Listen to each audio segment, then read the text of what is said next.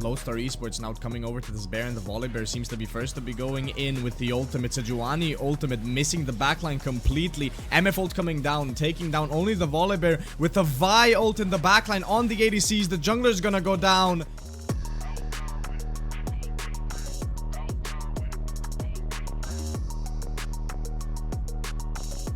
Be a triple kill for the way, maybe even going for a quadra.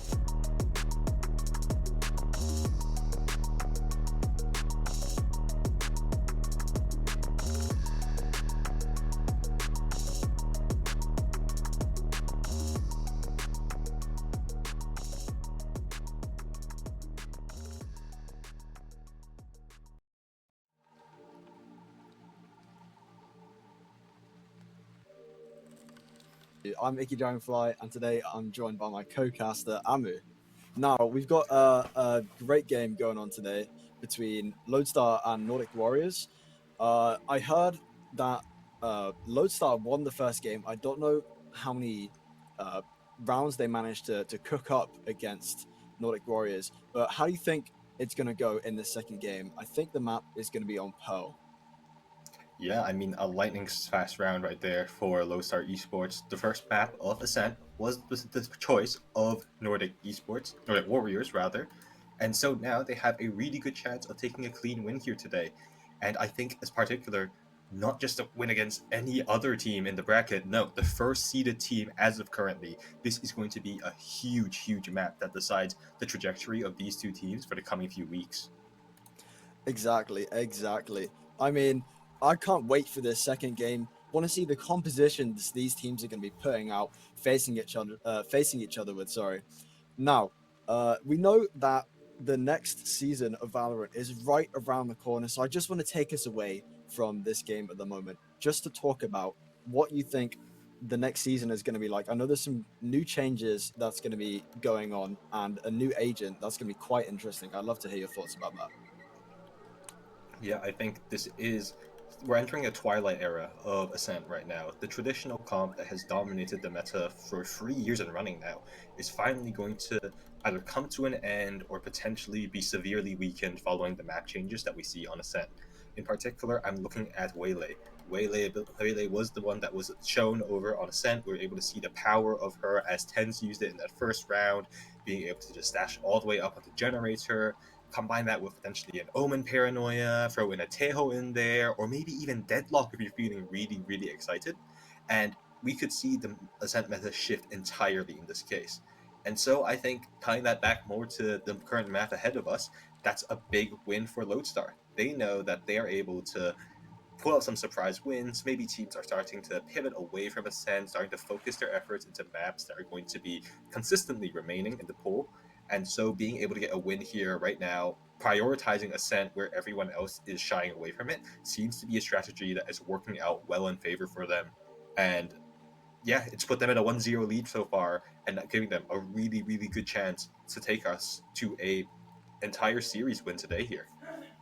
That's an extremely interesting point of view right there. I think you're completely right with almost everything you said. The Teho is going to be nerfed as well.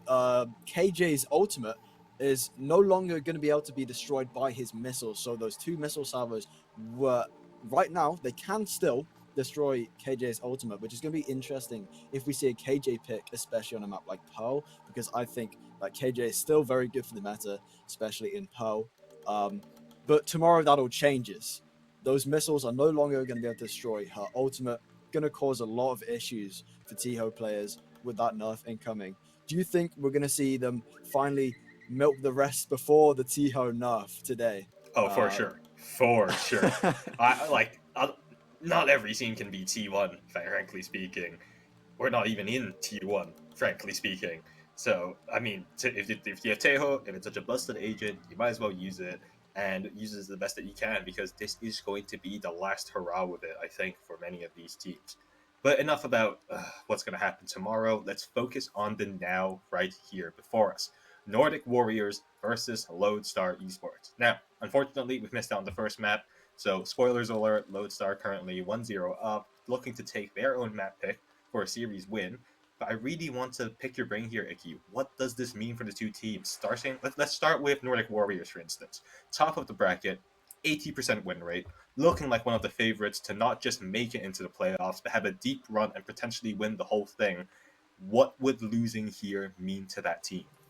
Well, first of all, I'd like to think that I'm not sure, but they might be underestimating their opponents. Of course, Lodestar currently right now 50-50, 50% win rate against their matches throughout this tournament. But now they're really showing what they can do. And throughout that first game, have really showed us that they can put on a show and up their game. So, especially since it's their map pick right now, it's going to be looking like to me that Lodestar has a good chance of winning this, unless Nordic Warriors has something up their sleeve that we don't know about. Yeah, and I mean, it's something that we talk about a lot, that Lodestar, one of the shining elements of their whole team is just the amount of experience they have outside of Valorant. You look at Recat, a top OSU player representing his entire country when it comes to the OSU World Cup. He's been in tournaments before, he's been in clutch situations, he's lost many, but won many just as much, and so he definitely has that experience. You look to I'm back, you look to he's back, sorry. Uh, he's reached Radiant. He's 14 years old. He has competitive experience in CS:GO, TFT, so many different games. They have that playing mentality. They understand what it means to compete at a high level, some of the highest levels in other genres, and now applying what they learned, those transferable skills, transferring it all into the current discipline of Valorant. I think they have that little spark that we see, a lodestone, if you will, that might take them further than what Nordic Warriors right now have in store for themselves. That being said, that's not to say that Nordic Warriors are complete chumps. That's not to say that Pearl is going to be an easy wash. This is still a hard battle, and I'm expecting this to go a full distance. I agree. I've just got the info that the game was 8-13 to Lodestar on that first map on Ascent. But the second game could definitely, like you said, bring a whole change to this. I mean, Nordic Warriors might just be warming up. This was their warm-up match. They're ready. They're raring to go for the second match on Pearl. Now, composition-wise, I want to talk about the bread and butter of their picks. Do you think we're going to be seeing that the double duelists? Do you think we're going to be seeing double initiators, double smokes? What kind of compositions do you think these teams are going to be picking up this map? Well, I think when it comes to Pearl, and particularly at lower tier play that we have right now, it's always best to look at the Masters. And when I say the Masters, I'm meaning Masters Bangkok, particularly T1 versus G2. Now, we saw two very different flavors of cinnamon in that match. We saw T1 coming out with their traditional double duelist, opting to move away from the Taeho, move into a more combative, lurking play style that works for players like Meteor, who are always able to get into the business, get themselves in the thick of it, and somehow find a kill or two to turn the tide in their favor. On the flip side, you see the comp of G2. You see that Yoru, you see that Vise, you see Vise Teho, you see, I believe, Yoru, Astra, all of these traditional picks that you would always see mixing in the new generation. And that comp got so much value on the defense side. I think that we're going to be seeing a little blend of both. I'm expecting to see that Teho being used, especially at this level of play when he's so strong. There's no reason not to use him unless you have a super firm team identity, which we don't see right now with these teams. But I feel like these teams are going to start cooking a little bit, knowing that knowing that Teho is going to be getting nerfed, knowing that these things are happening. I think we're going to be seeing something different. And right as I say that, we're getting into it. And is that an ISO I see? Agent Selector looking funky right now. We got a Vice insta lock right here. Fade on this team right here. Oh my goodness! What the KO could be two KOs. It's almost mirror picks right now. Lock that ISO. You don't. You won't. You won't. Lock that ISO. Lock that ISO. This is There's an no way they interesting lock comp the right ISO. here. Oh my Okay, goodness! go Vise. The KO Okay, yeah. Jet Astra Vise Teho. Teho's not locked in yet. We'll not call it, but these teams are almost mirroring each other. The exact same picks. What's going on? trading out the Teho for the Fade, that suggests to me that there's going to be a lot more of that exec heavy side that we see coming out from the Nordic Warriors, Lodestar Esports. They're going to be using a lot more of that info game. You have things like KO, who are great for lineups. Same thing with the Fade, giving them so much information towards really difficult to clear out areas like A main or maybe towards art. So we're middle in particular as well with those prowlers. So the game that looks like it's only one thing changing, it's definitely going to be a big shift for these two teams. This is Question between information and between execution, it's two different game styles that we're seeing clash here, but I'm not really sure which one's favored in the head-to-head. honestly, I'm really not sure how that was going to go, but I do think they're restarting Agent Select. We'll see if they lock in the same picks here, but if that is what they're going to be playing, they've added a lot of spice to this game, and I am ready to take the heat. I mean, this is not what you expect in your day-to-day. You know, these compositions are almost the same. It is going to be it's going to come down to who can use their utility better, who can coordinate better as a team, and obviously game sense and aim right here. Aim is going to be absolutely key. Who is going to be the better player? Who's going to be the better KO? We're going to have to find out. I'm quite interested. I really hope they pick the same compositions here, because that is just so intriguing, and I'd love to see how they play this game. Particularly noteworthy there was that both teams had decided to opt for the Jet instead of traditional, more powerful compositions that we see nowadays, like Yoru and, Neon. That points to me more so towards comfort picks coming out of those team players. Neon is famously tricky to play. She's strong on her own, but she needs a lot of utility to be able to set her up. She needs to understand the opponent's positioning and playstyle so much better. It really is the kind of agent you pick out when you want to VOD review, or if you're a Now, Pacific player. now Neon is, don't get me wrong, very, very good. However, Oh yeah, she did get nerfed into the ground with those slide nerfs, with the no longer 100% accuracy when you're sliding. So that could have changed the team's minds in terms of picking agents to play. Jet, interesting pick. I think they're going to be very good, especially their ultimate on save rounds. However, I'm not sure maybe if it's the pick for this map. I think an agent like Raze is going to be great to clear backside, especially with those nades, essential for stopping people from swinging out and taking out your team when you're pushing up from backside. I know they can smoke it off, but it's still quite useful to have, especially to just rush it down onto site. But very interesting compositions, like I said before. I'm not sure if they're going to change them, though. Do you think they're going to change their minds after that select? I don't see why you would, because I mean, unless someone selected wrong in that they potentially want to punt for, say, a Yoru, say a Neon, I think their comp works to their identity so far. I don't see a lot of what they're integrating being something that we've seen from Masters Bangkok. Sure, they have some of the fundamentals, like the Vise pick that's being used, or, well, the Fade, the KO, stuff like that, supplementing the Sova that we traditionally used to see.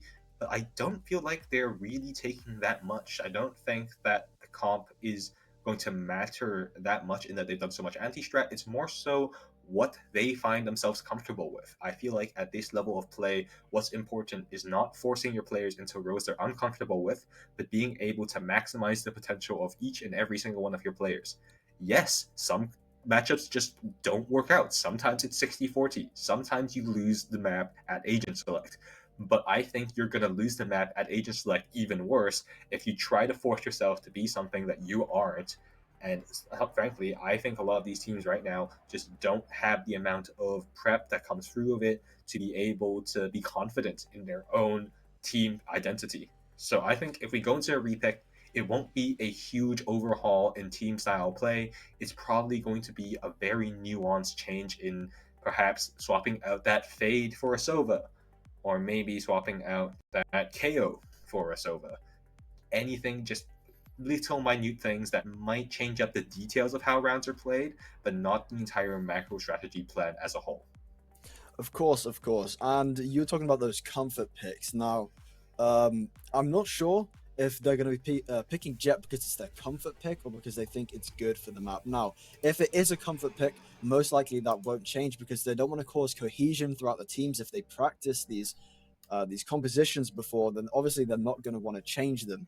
Now, interestingly, on the Yoru, I remember when Yoru was seen as a throw pick, a troll pick, but that game, I think, what team was it? I remember the map was on Bind, and Yoru was chosen. Can you remember what team it was? I forgot now. It's Sentinels, I'm sure. I think it was Sentinels who changed the meta What for Yoru what on team Bind. chose Yoru on Bind? That list is so big, my friend. I'm gonna punt Vitality. I'm gonna punt Carmine Core actually. Really? Either Carmine Core or Vitality. I'm pretty sure those were the two main innovators on Bind with Yoru.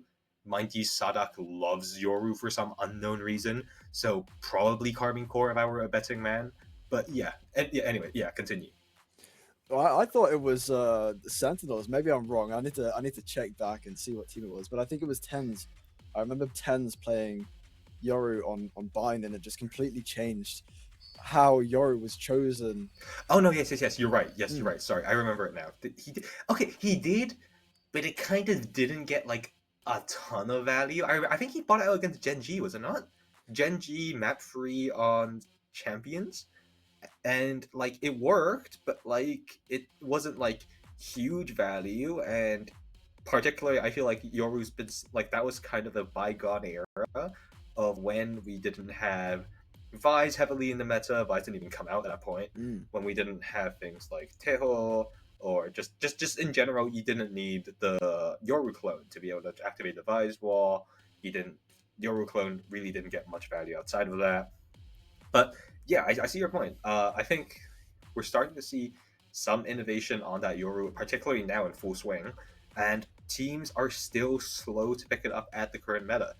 We particularly when you were mentioning earlier on about that Raze, that Neon being able to go in and disrupt the backside, being able to take out the Sentinel player. Yoru does that on fundamentally the same way, but in a much more complex manner. It's not Raze Snade backside, Satchel in, while they're panicked, shoot them in the back of the head, bish bash bosh, Bob's your uncle. It's more so throw in a TP, try and fake a little bit, maybe hit a flash, and then fake your TP. But sometimes you gotta actually TP, and then you throw into your clone to try to like mentally mind game your opponent. And that's something that we don't see quite yet. Okay, now back into the agent select again. What's going to change? Clove hover right now. Never mind. Going back to the Astra, ISO is being hovered So again. it's- KO both teams. So it's the same thing. The same comps. No changes. We thought we were going to see a Yoru perhaps, but it looks like to me they're going to be picking the same agents unless that one KO changes their mind last minute. I would have loved to see a fake Yoru clone today. I think that would have been such a funny clip if it pulled off, but I guess we're going to be seeing these Jet plays instead. Almost fully locked in here. It's so similar. These teams are almost identical, and this is gonna be a close match, I think. Oh yeah, for sure. I think the slight nuances between a Fade and the Teho, once more, it's just you have more power in the execute, you have more power in the retake, you have more power in the map control. Compare that to Fade, you get more power in the map exploration, so you get more information to make better calls. It looks similar, and fundamentally it does play out a bit different. But at the end of the day, when you have four of the same agents, realistically, it's going to kind of play out in a pretty similar manner, especially at this level where the nuance isn't so distinct, that where niche nuances don't completely make or break a composition. That KO does get locked in. We're going to be heading into Pearl, basically mirror compositions, everything on the line here. Once more, to remind the folks at home, the exact risk, the exact stakes that are happening right now in this match. Lodestar, if they win this, have a huge upset potential. Nordic Warriors are fighting on to retain that upwards of 80% win-draw rate at this point, and look to maintain their spot as the first seed. This map has huge repercussions for what's going to happen, and we're going to get right into it now. Icky, predictions. anything that you want to say before the match starts out. Predictions. I think Lodestar might take this map, but it's gonna be very, very close. I can't predict too accurately what's going to happen. It looks like a full B push here, sorry, and oh my goodness, Lodestar seem to be want to go on the attack through A to mid, but they have no clue that B is going to be pushed here. Yep.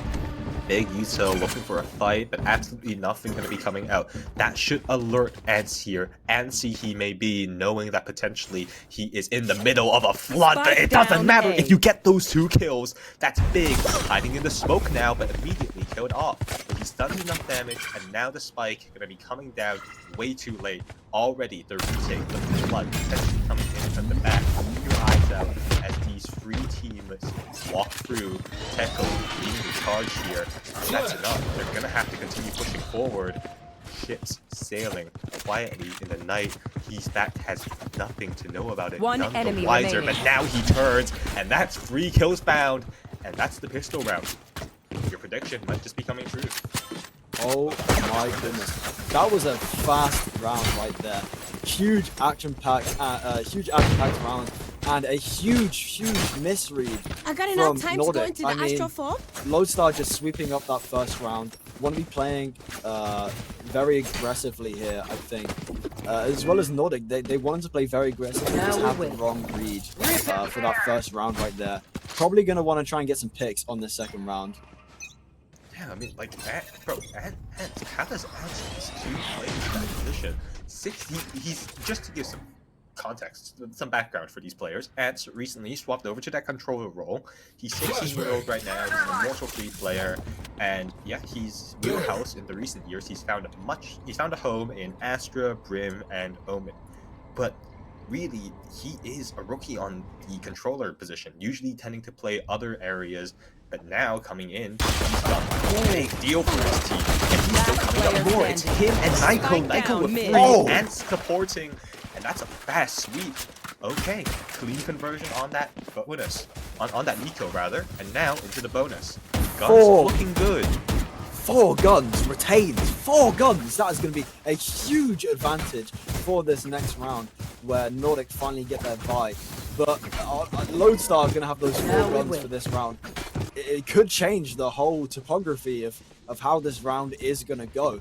I mean, Lodestar looking very good so far, but let's see how it goes now that Nordic have guns in hand.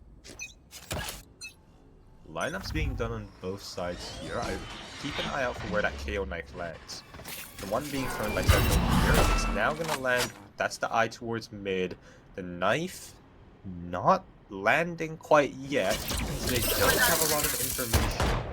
So now, going to go exploring, but have a look at he's back. Oh my god, look at the position he's done. Just creeping up, and he's going to be able to peek through this. Going to be looking in towards main. Be careful there, and Zoro takes his head clean off. Not expecting to play that angle, and Recat has to step it up, has to hold the line, he'll get that first, now play together, and he has to gonna fall for that, and Zoro picks up the second kill. Only reason they're still in the round right now. Bomb gonna be able to come down, and the fight spot is triggered, but still here on the site, a retake has to happen. Oh, watch that smoke. It's looking very close right here. Coming down to a 3v3. Without us concussing him. They're playing it carefully. The person in secret is going to be here. One PLDD spots out, is still able to get that kill into Eds. Now they know that there's problems over towards the backside. Teko's going to be the one invested in towards it. And that leaves Nyko to push against the flood. Teko aware, big fight, playing it safe, finally gets the kill. And now Nyko's moving up, but Zoro is there again. Time too low there, and Teko has nothing to say in the round. It's a good bonus conversion, and we have the game on our hands. Teko just couldn't take that 2v1 at the end of the round there. Very close game though. I'd say Lodestar used the most of their guns, but couldn't take down Nordic when they had that gun advantage. We'll see now when it's an even Steven. Both of these teams having their guns. I'm seeing an op on the Lodestar team. Jet op going to be very useful on this game right here. Checking down B long might be able to get some quick picks. It's not going to be B long, actually. You've been bamboozled. It's looking over towards Rip and tear. expecting something here. That's a dangerous position. It's aggressive even, moving up forward now. And now as the rotate comes in towards B long, it's up to Teko to spot out the enemy, and indeed he will.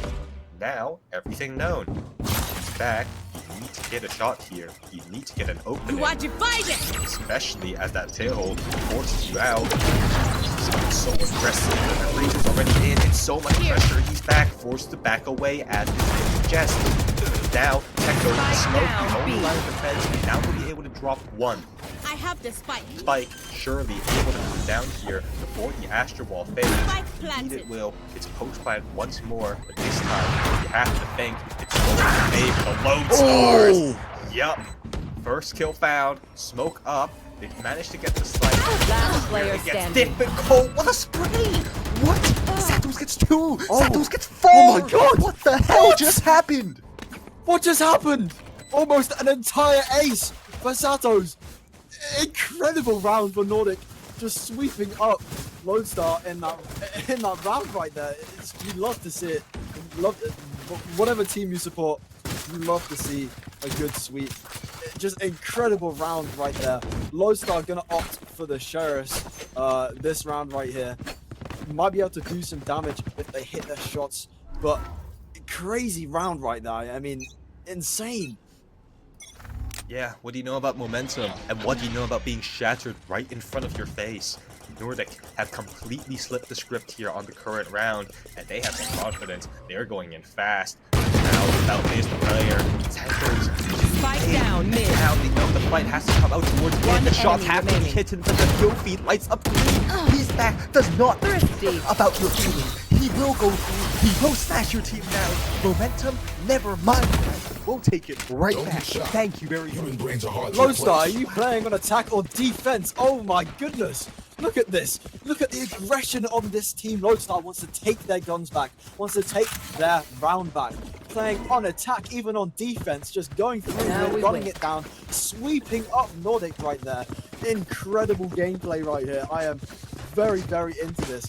Both teams now going to be having some guns. Nordic having a little bit of a cheaper buy, but this is going to be an interesting round for sure. Again, he's back, just does not care. They're giving him so much space here towards B, and that's enough to call the rest of his team. Look at them. The rotate already happening. You're going to be able to flood defense, especially against these weaker guns here. All missiles away. Nordic have to go fast if they want anything to be done. Rito, that's aggressive. Recap playing it safe though in the back, and that's actually does worse things for him. But Rito's still picking up the kill, and now that's a lot of space being lost. Bomb plant will come down. Hold on, this round might still have legs. There's no way we get back-to-back ecos, right? No way. Especially if he's back. Oh my god! Oh, okay, wow. Sight now pushing One forward. enemy Cole remaining. Still being won out by the side of Nordic. Enemy down. Nyko, that's a good first kill, but now a 1v3, Catch a them. 1v2. So much asked of him. They're playing not together. GLDD, he's 1 bullet away from death here, and Nyko's made his way up deep onto the He site. doesn't know. But heard, but noted, and Ham And you were will be doing able so to well. not need that insurance policy. Great kill. Back-to-back ecos. Both of these teams. He's back, had backs turned towards him, but still, it came crashing down. A hero the first round, a defeat, a deject the second. That's 3-3 now. It's neck and neck.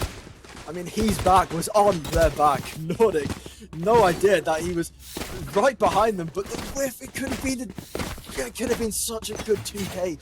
Almost winning in that round, but the whiff might have just cost them. Oh, absolutely did. There's no universe that there's able to be able to win it back out if he's back just doesn't get those 2 kills. He knows that he's lost in that round. That's going to be weighing on his mind now for You are divided! Ham, but not too much though, as he has to deal with what's happening right now. Same play that won them that round 4 rather. It's another Astro Wall. It's another hit straight onto Spike B. They're planted. recognizing that not many players of Lodestar are going to be playing on the site and being able to progress onto this. Indeed, Teko, originally the only line of defense, is back. No way you go for another flank. It's starting to get a bit obvious now, and that's the kill found. The retake gonna have to happen. Great shot. First one found. One Now, suppressed. only pistols. Bomb. Sticking. Okay, gets popped. That's kills found, but that's already a start. But how do you deal with it now that you don't have the guns? How do you deal with it now that you can't fight these duels and you're just not favored? You're trying anything you Last can, player finding standing. two, Last able to pull player up Recat. standing. It's a 1v1. Sato's now spamming, pinging, bomb, gonna be stopped. And that is a round win for Nordic Warriors. Breaking the My tie, ballistic setup is coming out. kills. And if they Almost a comeback. Just it was such a close round. Both of these teams so aggressive, but Nordic is perfecting their gameplay. They've had enough from game one, and they want to turn up the heat. They're really bringing the fight in this Pearl map right now. Lodestar going for the full sheriff again. They're going to play aggressive down mid, a strat we've seen before. Two of them out for still on buys. A at the moment, but I want to see what happens here going into round number 8. You're worrying right now. Nordic, surely you're able to read through this. Might not be expecting the playbook to be so shallow so far from Lodestar, but already Japan is aware of it, might hear this commotion, and that much might be enough for them to speed up. Yeah, it feels like Lodestar are able to just go for the same plays again and again and again. Now finally, some level of punish might be coming out. First kill found, the site gonna be lost, it's gonna be manipulated. Now it's planned. How does it work? How does this happen? Blood comes through and you only have Teho on the Spike down site. A. Sorry, a KO on the site. Kills going their way now. Zeko is being a monster right now with that sheriff. But still, 2v2, not quite out in the woods yet. Not that bombastic victory. One enemy remaining. Is redemption, indeed it will be. Thrifty. And now, Prowler up.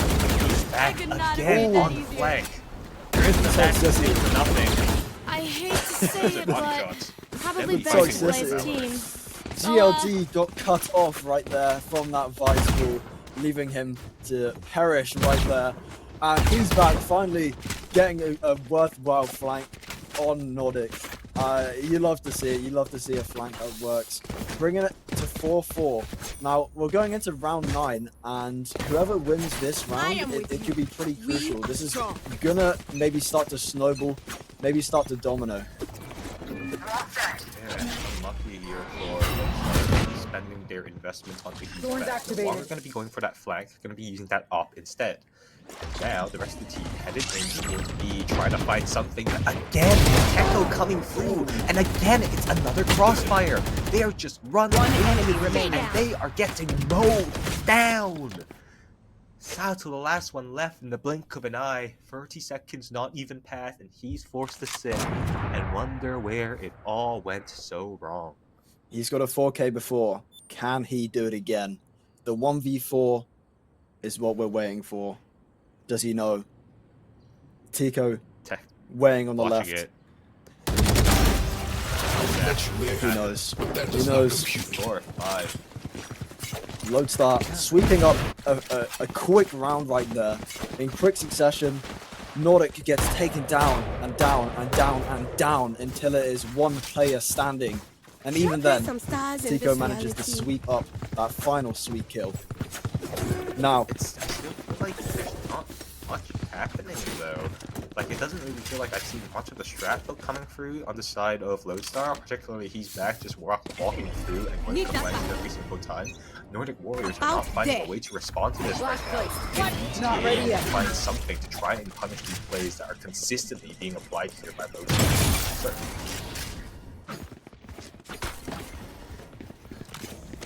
and it's slow on this map right now. Silently walking through mid. Nordic trying not to make a sound, Blinding but they just did. Not ready yet. And Lodestar Yeah, has a hunch. Recat knows for sure here. Actually moves away. I don't think they're aware of it. Recat, if he's going out of this, this might just be dangerous. Indeed it will. Caught out, but Ants is there to Strike respond. down Ants is there A. for 2. is coming alive when it's necessary. And can you get a third? Can you get a fourth? Not quite. Once more, Sato gonna be cutting it off, but the damage already done. Push will come through here, and you'll be able to get the site. Sure, you'll be able to get everything, but how can you play Bring this them down. retake? So many players. One player That's standing. tragic traveler. No matter though, Checo leads it up. 4-6. The momentum, like he said, starting to swing. But that momentum might get put off soon when they swap sides. We will have to see. The dog, the missed dog doesn't even matter, as Lodestar do manage to take that round again. Especially since Nordic are going on pistols here. Well, not pistols per se, but they definitely do not have the economy that Lodestar does right now. But we do know that both these teams are very good on their eco rounds, so it's still anyone's round. If I'm Nordic this round, I'm looking to build up some of the bigger ults I'm looking to dive close to, particularly GLDD's one, 3 away, Vi's 10, 1 away, and now they're just pushing out. What? This is crazy aggressive, pushing through, and he's back not having any of it, tries to put another cheeky shot, but won't land it once more. They have to Or die! going for this. Oh, coming out, takes the shot, it's all hectic, it's so many smokes, but still as the dust settles, kills are traded out, so many oaths use the entire kitchen plate, flooding One enemy remaining. How are you alive? How are you keeping your team alive and hopeful and healthy? It's only he's back left. Bomb, plant, baited. He's back though. He's so empty off, but he's one shot either way. It's nothing. Looking good. GLDD, and that is GG for he's back. Last There's round no in way. the half. These guys are eco merchants. It doesn't matter if the other team has more money than you, more guns than you. It's just pure skill. The classic versus the op. I mean, just incredible gameplay right here. This is just anyone's game now. The snowball effect is not happening anymore as Nordic manages to shut down, even on their eco round, they managed to shut down Lodestar's advantage. I guess the coughing baby wins against the hydrogen bomb sometimes. I don't know. Dude, well, what can you say about this? Again, he's back, big duel coming out, and he's just not getting value with that bomb. So aggressive, and now that's covering the entire site. Marucho on that 10, all of the Checo once more. Mini, shitty eye, trying to get it, tries to get 2, manages to. That's 1 kill on GLDD. He will be able to get res, so the site is available. It's a 4v3 now, still got advantage. Special attacks, trying to go for that potentially risky play, will get punished. Actually, never mind, that's Rita getting punished. 2v4 now, being invested. It looks to be a tied score line as we end the haul. They're gonna back off now, playing that retake. They'll give them the site, and Naiko, he'll know it. Stick, coming out, sock, gets him off. Okay, pause, but that's good. Now, how do you play this? Yeah, so old man still coming out, and Ants can't do anything more. 6-6. It will end just the same as it started. Switching as we sides. swap sides now. What a haul. It seems to be not just the coughing baby versus the hydrogen bomb, but it's a hydrogen bomb versus a hydrogen bomb. Both of these I gotta teams visit the explosively Astro to play some aggressive. I mean, sometimes I'm looking. I don't know who's on attack. I don't know who's on defense because these teams, even on a defense, are playing on attack. It's crazy levels of aggression.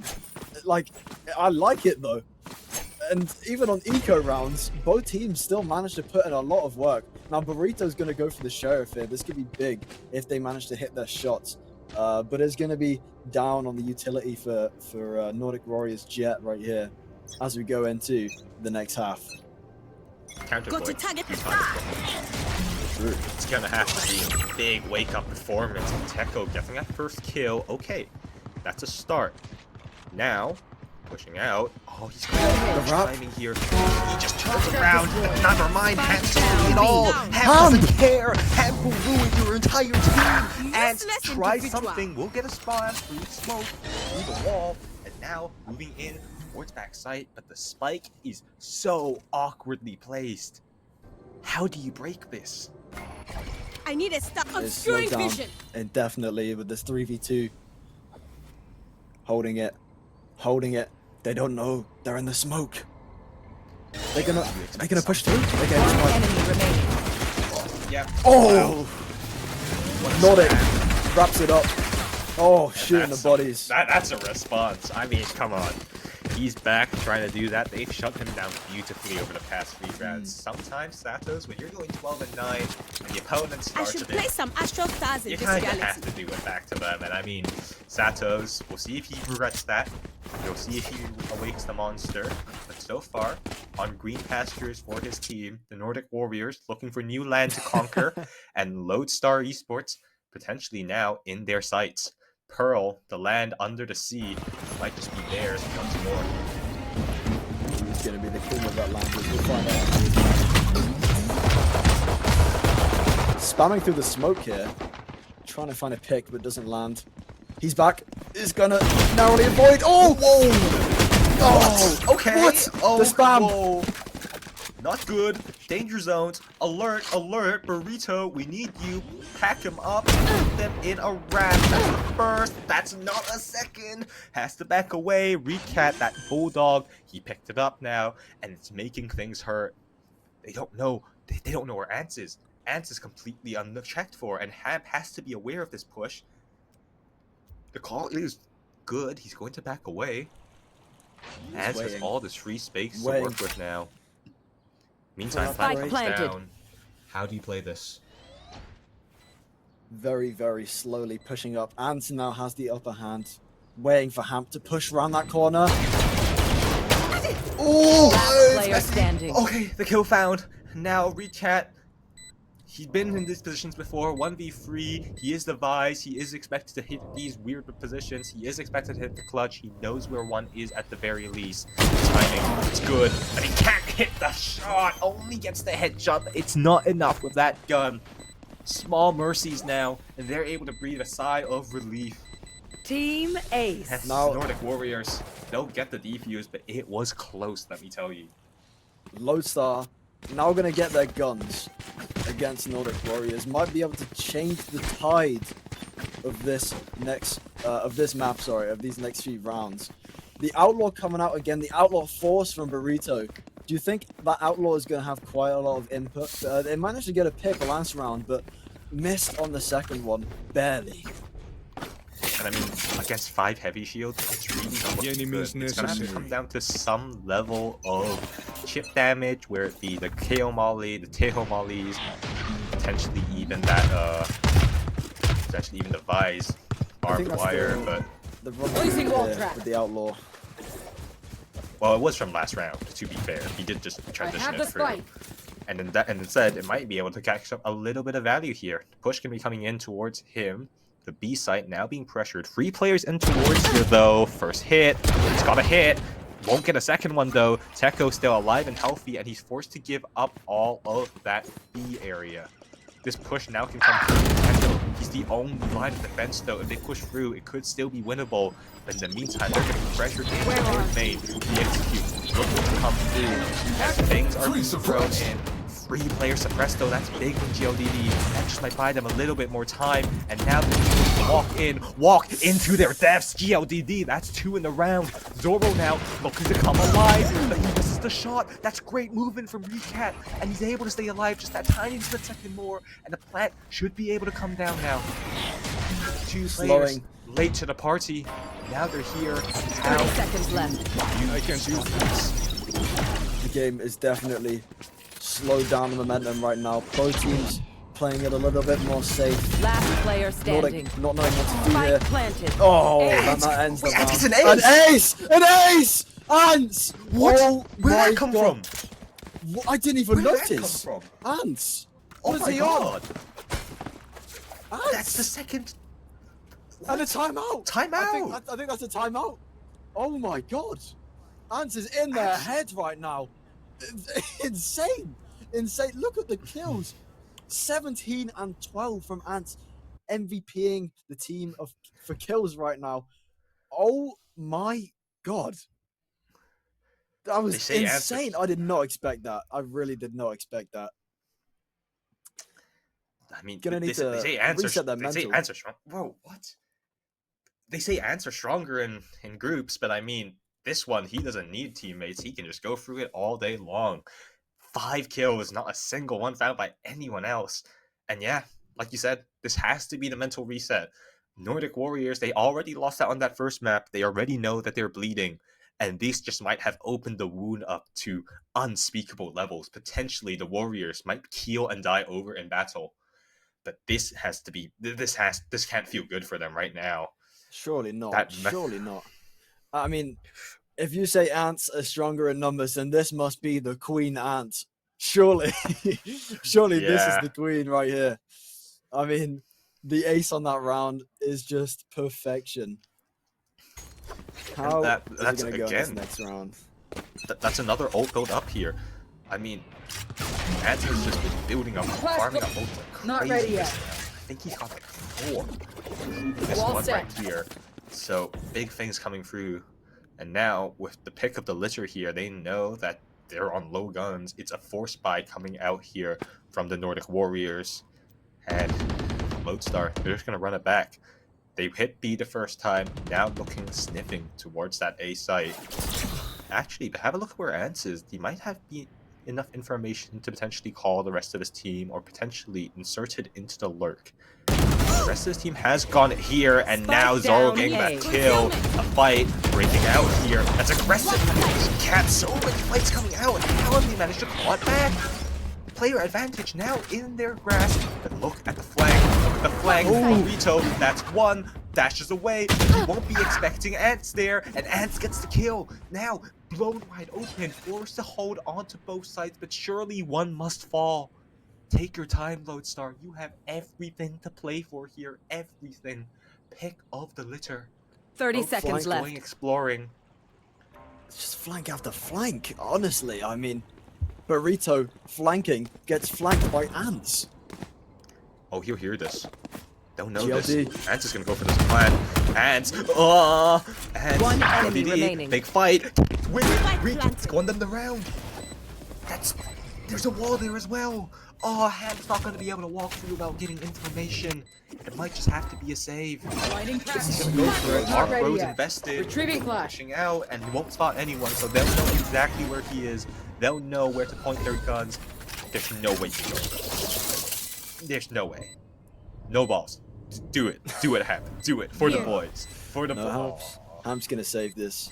Intellectual save right here. It's a smart move. The rest of his team's down. It's a 3v1. There's no point in risking it. This is a team game. He's not going in for the glory. He's saving that gun for the next round. Doesn't really want to, he doesn't care about his KD team player right here. But is he's back going to get swept up? He doesn't realize. Oh my god! Ham got a final pick in the last second. That is big for Nordic. That is big for Nordic. Last little pick right there. Going to be excellent to help hinder the Lodestar economy. Not by much though. Still able to buy comfortably into the next round. He's done a little bit of Checking the damage situation. and have well deserved. We'll get a gun, give him a fighting chance here, but potentially might be better to just throw it away, get a sheriff the way these rounds are going. The Eco Demon does it rear its head in the second hall. Will we see the curse? Well, the blessing of sheriffs, if you will. No, he's back. That's immediate response. No push out for mid for you. That's our strat, he says. And now they've got complete control. I mean, they might just start running away with this. This outlaw is so dangerous. But right as I say that, Sato says no. Takes it away. Shoot the body a few times. Come on, please. Shoot the body. No, he's Shoot holding. the body. Nah. Alright. Tico. Push out through mid now. Flash. Catches him. Tico, position noted. Kills being found. And Nico, you have to get one here, surely. He'll get both. But still, Santos is alive. Santos picked up the outlaw. Santos is now running away. Gonna be playing his life again. And Ham, that's the gun. That's the gun. Plays it safe.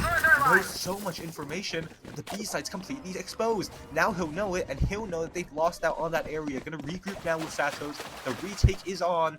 They'll be able to win the foot race. They'll be there in time for a fight if necessary, especially as Recat starts to take his sweet, sweet time. Lodestar with that. 30 seconds left. Targets. Spike planted. Ham's gonna get So, spoiled.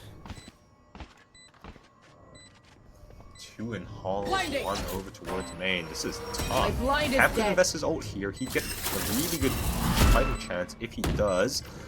Dropped out. They know they're down. They know the fight's Last coming player through. And Hamp can't win out his one. That's big.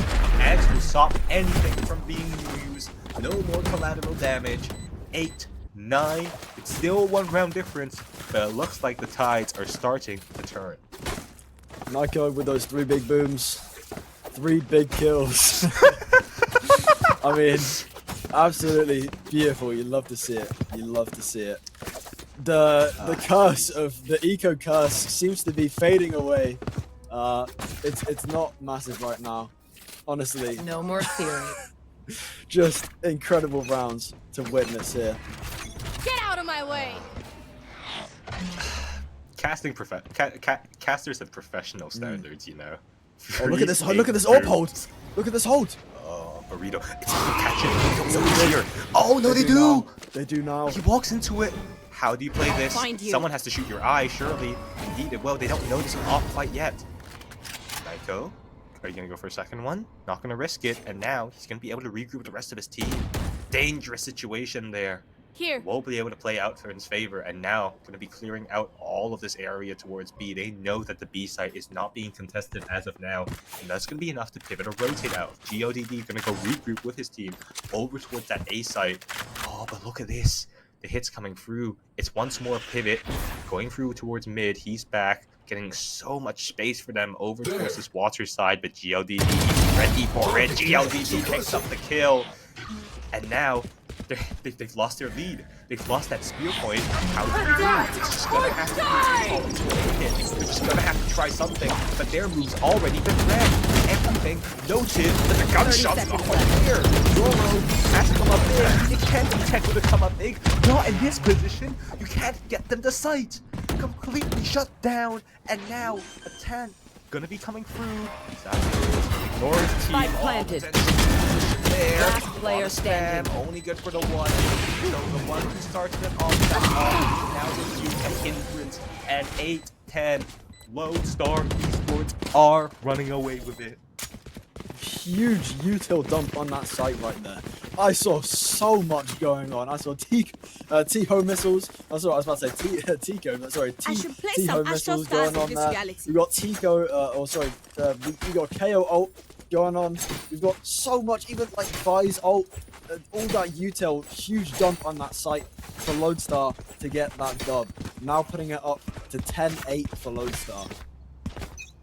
Yeah, Going up for, you look at have those to win eco that. sheriffs again. Not ready yet. No, come on. Let's be All set. realistic. No team would get 3 ecos in a round. No team would get 3 ecos in a match, right? Right. Surely Zoro won't get this kill, right? But surely they won't. Okay, Sato's there for the trade, but surely that's all he'll get. Surely they'll swing out here, and surely they'll lose their fights. Surely Naito won't overextend. Surely that information gained doesn't mean anything. Surely. Push now. Wall Coming through. Wall triggered. A lot of Bunting util being thorns. used out, and Recad moved away from Thorns the rest of the activated. team, and now the wall will fall. He can't find himself in an awkward position. So many targets, and he can't even connect the first. Ants is so quick with it, man. He's playing lights out today. Spike planted. And he's got his team to sight multiple times now. The flank already accounted for. Tekko's there to piece up one of those. Last And player Sato's, he started it. The only 2 kills found for his team will be on his hands. It's up to GLDD to get free. It looks to be so difficult. Not No, you even can't take found. it. You can't take the 1v3. I mean, it was expected. Lodestar had the gun advantage. We're not used to seeing the eco comeback in these latter rounds. Burrito opting for an ult on this round. Gonna be trying that out again Dude, as we head into the 20th round for Pearl. 20. And speaking 20th round, and Ants has 21 and 13. 21, Answers. 13, I would 7. say Answers MVPing currently. Oh, for sure. He's frying right now. And they need to find a way to shut him down.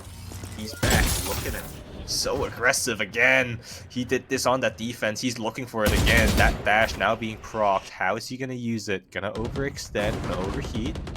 Oh, he does dash. That's a bit of a sound bait, and he gets the kill. Big first kill. Big first duel. And that puts them on the back foot here. Not like this. Nordic Warriors, they need this round. Otherwise, it's eco or bust. The Eye gonna catch out GLDD. They're playing their due diligence, working out the rest of this map. But what of Satos? What of this flank? What of this position? 2 players potentially gonna get caught, and indeed the pop off is there. Checkroth guns fires and kills off 2. And now Burrito back in his glory. A duel has to be won out. He will miss that first shot and give Ants a position and offer to come into his sight. And Ants will gladly take it, playing that corner, getting himself in. But how do you get the spike? How do you get everything else that's needed? 30 seconds left. He's able to put the bit. He's able to get the cart in. But now what? Of course, Recat won't win it. Okay, and again, now. The momentum shifting. It's a great response here from Nordic Warriors. 9-11. 10 seconds left. And of course, Ants wins the goal. Of course he does. Dude, this guy doesn't miss. He's so good. That's blocking It is Ants versus the world right now, but he is going to be. He just might be enough. Can't take that round. He might can't be take enough. Damn. 2-round differential. Probably one of the more. This feels like teams have been neck and neck through and through. And yeah, like 2-round differential is probably one of the bigger ones that we've had in this half so far. But it's still anyone's game, even though there's a 2-round gap. We've seen that these teams can easily catch up to one another very, very swiftly. So I won't be surprised if we even go to overtime in this game. Oh, for sure. I would head to overtime here. It really does come down to how Nordic Warriors are able to respond to this aggro play style that comes out, and that's a good response that you want there. Burrito gets up that kill, and that's the spearhead cut off. The source now gone. The push coming through towards B, it's another classic play. They've run this a million times. How does Nordic Warriors transition? How do they capitalize on this position? Burrito's already rotated in towards halls, and with that Teho drone being shot out, that's going to give so much information. Position. It's just duels, and Burrito won't miss this time. Sniper shots, going out for more, continuing to hold down the fort. Here. And that's just cut off the round. There's no way for them to get back in. They're going to have to go exploring for other areas. Unless a miracle comes through, we should be looking at 10 on the board here for Nordic Warriors. Burrito cutting the head off that snake, stopping that whole attack onto the B site right there. That AWP has had huge impacts this round. 30 seconds it's going left. to cause Lodestar to think about rotating around, hitting mid, and maybe to A. Do they have time to hit A? I think 20 seconds on the clock. They might not. They have to go faster. They really don't have time. 15 seconds on the clock. GLDD waiting round the corner. 10 seconds left. Plays life. Yes, he is. Spike down. Great flash. Last Nico player still able standing. to do a little bit of damage, but that's enough. Spike dropped, and Recat so far removed from the action. It is 10. It is gun saved, and it is that upgrade from the Guardian to the Vandal. And it potentially now, that's 2 in a row. It was a 5-round drought for BYB fam. Nordic Going Warriors. to but Astral they to do them strength Astral feedback in Guardian things I pretty do. resounding fashion. They might have just figured out the code. They might have just figured out the solution. And it all came down to 4,750 credits and a Korean girl. Lodestar It might just be enough. just couldn't commit to the pull or the push and lost that round because of it. Now he's back, going to try and out-AWP Burrito. Pushing forward, looking for that duel, but it won't be found. Instead, they've traded positions.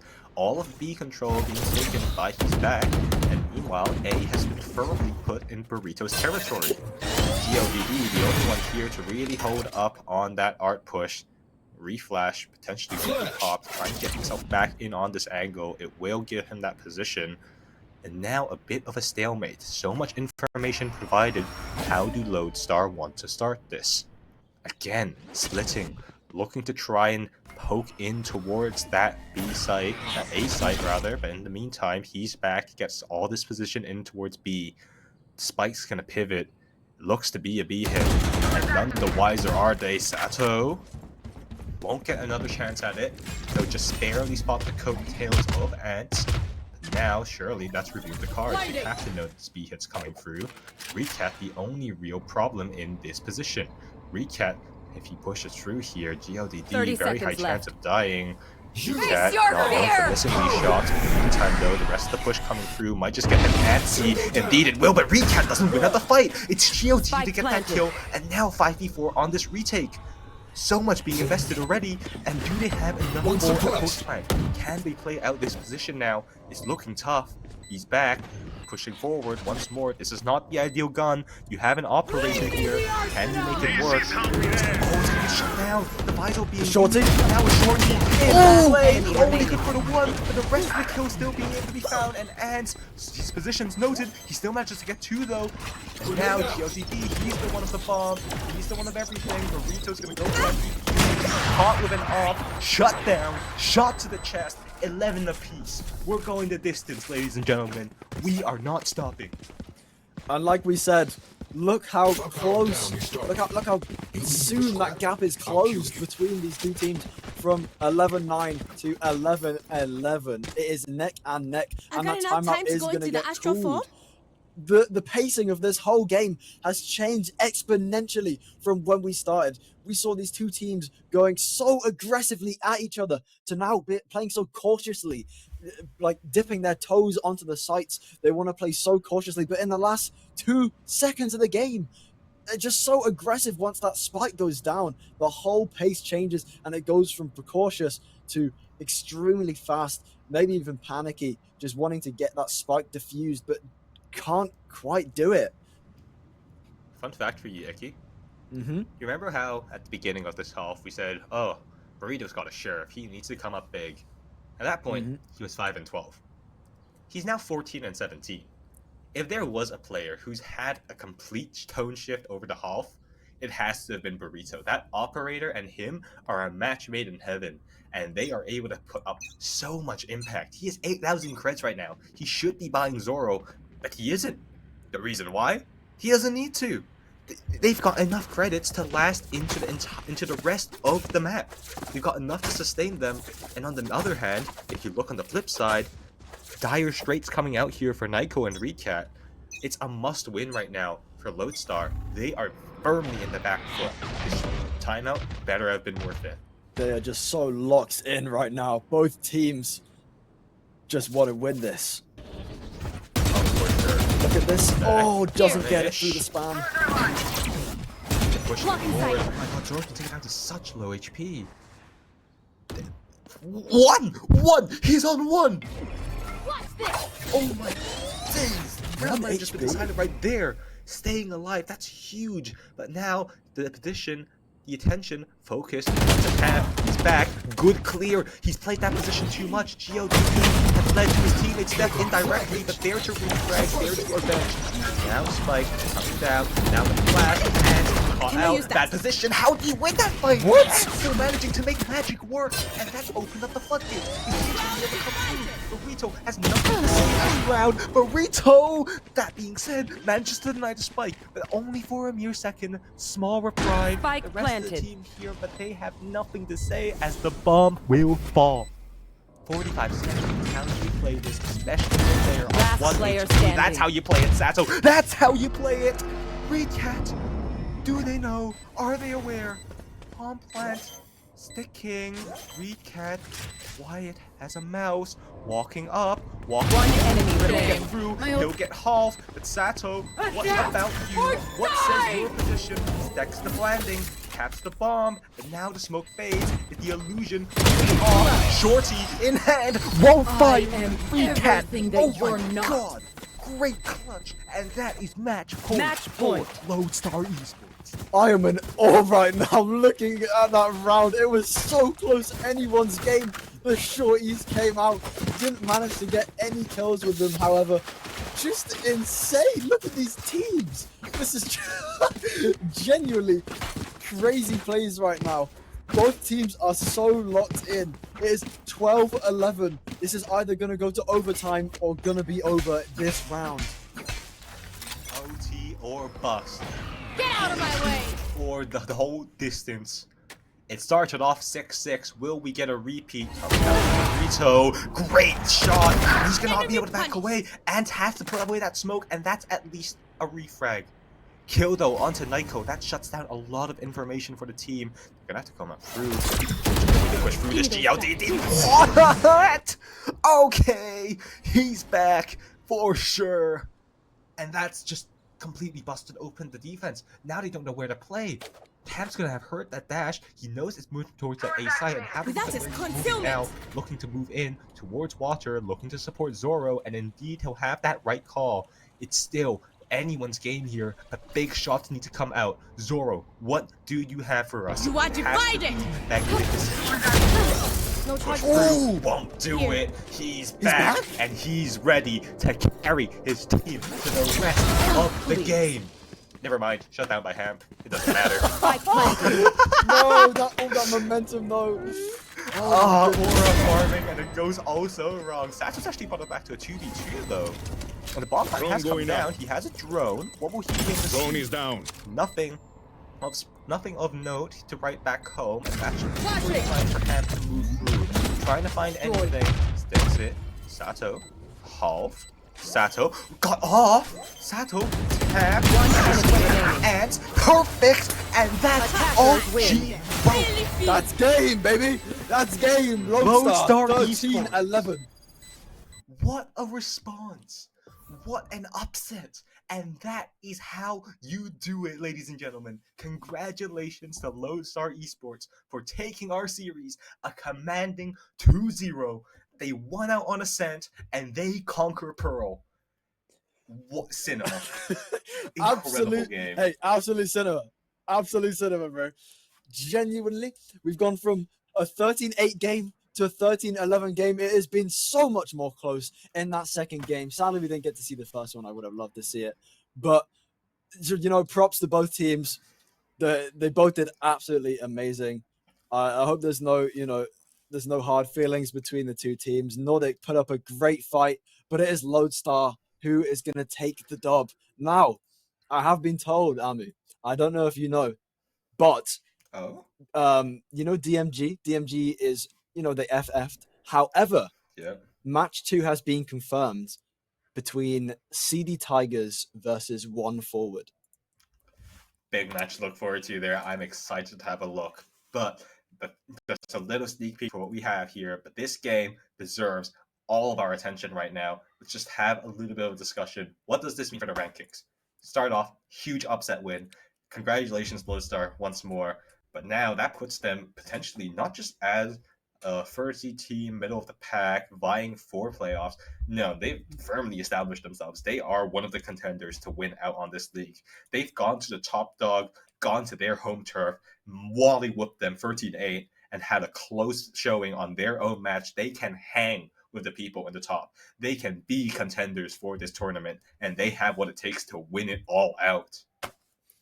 And for Nordic, a small setback, I would say. However, this doesn't stop their determination in this tournament. I think they're going to come back, and they're going to come back hard against whoever they're playing next. They need to be, whoever's playing them needs to watch out, because they have vengeance written all over them. Oh yeah, for sure. And they are so ready. I feel like you could see so many more adaptations from them in that game. You can see players start to light up, warm into the game. It's all coming together for them right now. And I'm really excited to see what that means for the team and how they're going to translate that into further on games. This is a long season. It's going to be going on for well over a month. That's so much time and practice to implement what you went wrong this time and potentially be the one standing up as the victor in the rematch. But still, congratulations to both teams for a very well fought match. This was probably one of the highlights of today. I built the seed brick by brick. and it has been a beautiful, just a beautiful set of matches. I can't wait to see what we have in store next. These two teams, I don't know too much about. I'm sure we can have a look at them in just a couple of minutes' time. But honestly, if it went to a third game on let's say split, let's say it's split, third game, it's 1-1, and Lodestar starts on attack, what do you think would have changed? I think Lodestar. I think Lodestar needed to.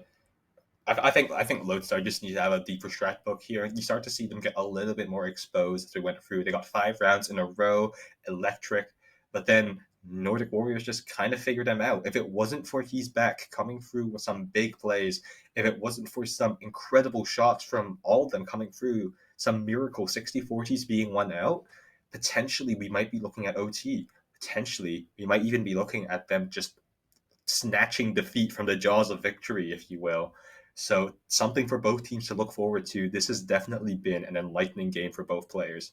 But that's all for us right now on this game. Congratulations once more, Lodestar 2-0, putting themselves firmly on the map. But don't go anywhere. Still games to come up. We've got Team CD Tigers versus One Forward coming up for you guys very, very soon. Stay tuned. We'll be with you on the flip side. Bye-bye. Good shit, man. Good stuff, man. Good stuff.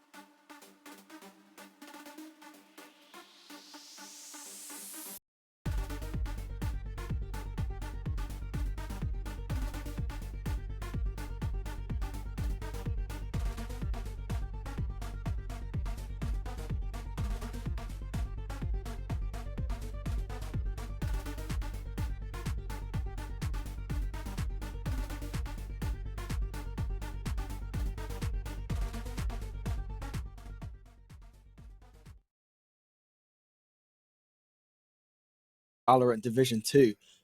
Again, I'm Icky Dragonfly, joined by Amaruz, my fellow caster. Now, you're joining us after the break, where we've just seen a absolutely astounding map on Pearl between two very, very good teams, Lodestar and Nordic Warriors, where Lodestar won 13-11. Now, we've already talked a lot about that game, so we're going to think into the future about this next game between CD Tigers and One Forward. Now, both of these teams seem to be very good at the game. I'm excited. The first map we're going to be going to is Lotus in a little bit, so let's talk about that. Now, Lotus, three sites on the map. It's going to be very, very good for these attackers to find spaces to come into and trick the defenders. Lots of potential for attack, and defenders might be on the back foot a little bit. And we do know that CD Tigers are on defense for the first half. So what are your predictions for this map? I think of the prediction I have, I agree. I think definitely this is going to be a much more macro-heavy map. Free site maps, traditionally, it's a lot more of the ebb and flow of the rotation of players, trying to find yourself into these sneaky positions, trying to lure away defenses, trying to hit for these set plays. And generally, I'm expecting to see a much more attack-sided comps, potentially a lot more success on the attack side. But it's also something very interesting that I want to pick your thoughts here on, Icky. Icky, I don't mean to be rude, but I do have to ask. What rank are you in Valorant? Oh, that's so. Do we want to discuss this? Are you sure you want to discuss this? How about you tell me your rank and I'll tell you my rank after? Okay, we'll say it on the set. We'll say. How about we go 1, 2, 3 and we say each other's ranks? Okay, you ready? All right. Okay. 1, 2, 3. Gold. You set me up. Gold. Oh. Gold. Yeah. I You didn't gold? say you. Are you gold? I am gold. I'm gold as well. Now- No way. Here's the thing. Crazy. Sun Tzu once said, "In order to understand your enemy, you must understand yourself." This is true both in line of the game, but also in casting. You need to understand the players that you're watching in order to give great commentary and great analysis. Lucky for you and me, Icky, we're playing in a gold lobby. This is our domain. This is our domain. Phoenix Exactly. is being picked. Phoenix lock-in. Clove. Phoenix Clove. This is our Yoru, domain. Cypher being picked. This is big. This is big right now.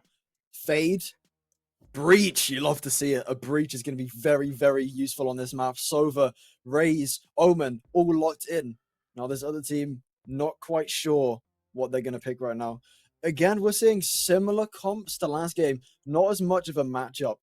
It's definitely similar, but still different. As we've got the Clove on the other team, thinking about the Raze and the Omen. Not quite sure if they want to lock that in. I do like that Cypher on Sentinel. Just going to be able to lock down one of those sites. Especially important on a map like Lotus, where there's 3 sites. Having a Sentinel which can just lock down one site allows the rest of your team to more evenly spread out. So it's definitely good on a map like Lotus. But we have to see if these guys are going to lock in the Raze and Omen. I like the Phoenix. I like the Breach. What are you thinking about this, Ami? Well, looking at the comp of 1 forward so far, that's a very traditional comp that we see on Lotus. We see this at the highest level of play. We see this in tier 3. It's a very traditional understanding of a composition. On the other side, the Tigers are going with something a little bit more unconventional. I'm looking at this comp. I'm seeing that Clove Omen. My mind immediately goes to EDG Champions 2024 when Smoggy on that Clove with that Omen played the map and trying to force out control of both A and C simultaneously. That seems to be the strategy that's being run here today. But most surprising, and the thing that's raising my eyebrows the most here, is the use of that Phoenix. Running effectively as a quasi-Viper potentially in this composition to get you control of A. It's very interesting to see that being implemented, and I'm honestly not quite sure how it's going to work with the scaling of this whole composition. Lots of question marks coming out here from 1 forward comps actually, not CD Tigers. CD Tigers running that traditional comp on that defense. It's going to be interesting to see what 1 forward can bring to the table for us here today on map 1 on Lotus. 1 forward versus CD Tigers starting right now. Let's get into it. And it looks like it's going to be an A push in the first round. Here comes the Sober Dart. No space being taken quite yet though. Just a dart, just a little bit of things. They trying left to get A. out utility. A's free. And now they're moving in. They've just completely given up. A's just free. What? Seriously? They're not going to notice? They're not going to come back around and realize their mistake? 1 forward is going to be able to take so much space here. Now they're giving up C, just running to where that smoke is, playing the pressure. Are they trying to 5-man pop flash through this? Indeed they are. Now the util pop coming through, but that site gonna be completely empty. 7. The lottery spins, and it won't roll in his favor this time. Faxon gets that first kill to open us up. Now looking for more, pushing in towards Penelope, able to get that kill. Asleep, finds one more at the wheel. Now, retake, pushing through. Low, what do you have? Some response here. The kills now going Last away. player standing. 2v3, make that a 1v3 now. Low, nade it off. No one even going for the defuse, and that's a strong start there for the CD Tigers. No one was home, but they managed to open the door and bring it back. Just insane. I was so surprised. They just left A completely free. But One Forward did not manage to capitalize on that moment and could not secure that round. Very surprising. I would have thought because that A site got left completely open that it would have been a free game for One Forward, but no, CD Tigers is not having it, and the retake was impeccable, allowing them to get the bye for this next round. Now, we do know, especially from last game, that these saves can be very, very tricky for people with more money and better guns. So we'll have to see how this next round goes.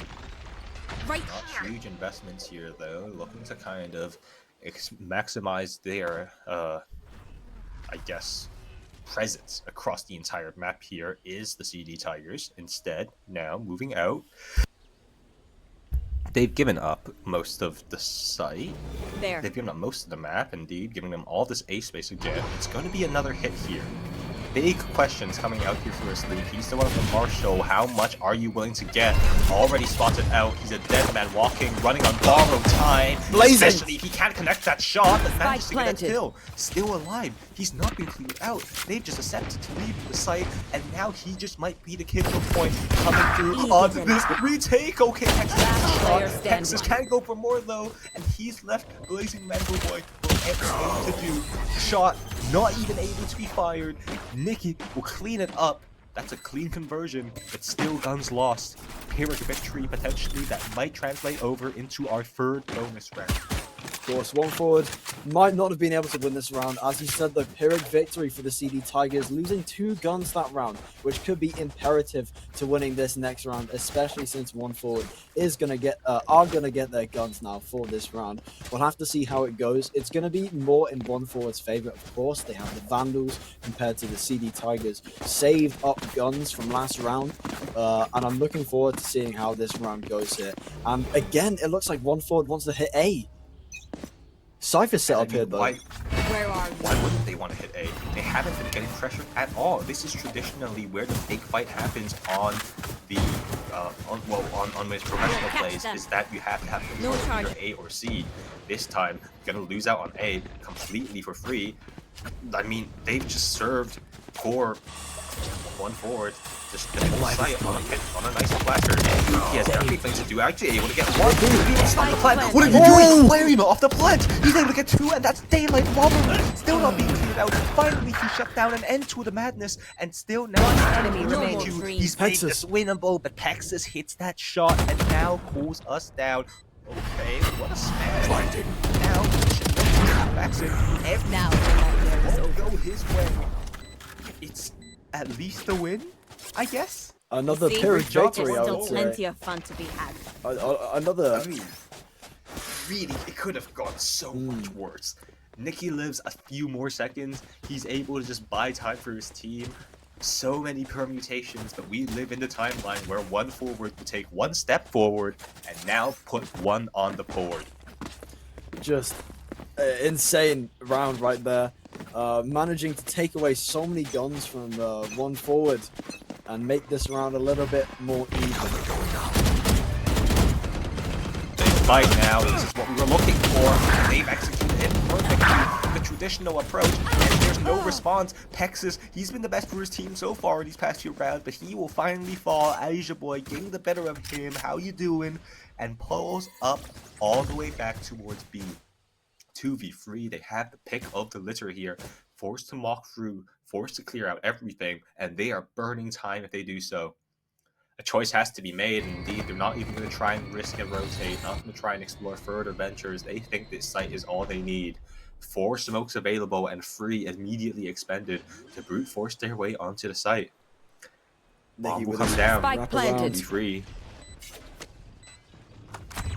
Is it going to pay off though? He sees him. Spammed! Nikki gets the pick on Blazing. That's it, surely.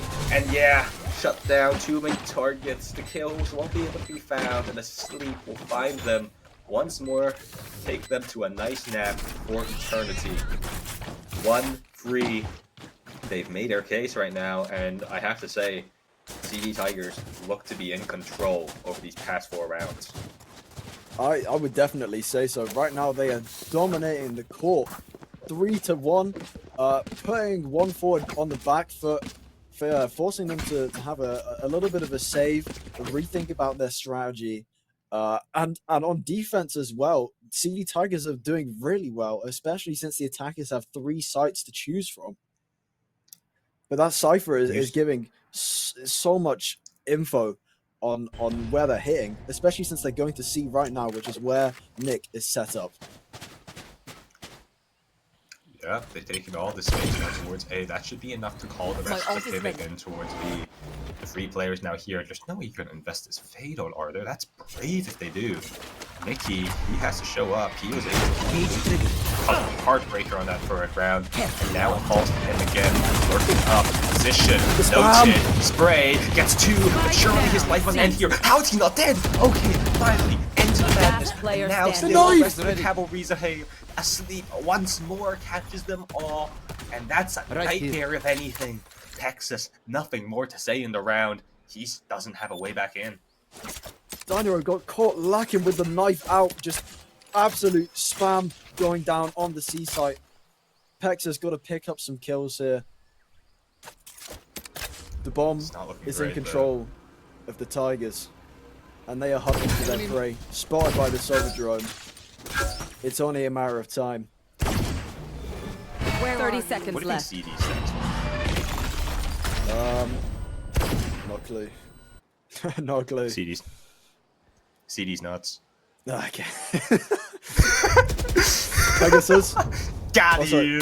Pegasus. Doesn't manage to. Yeah. And he gets put asleep by a sleep.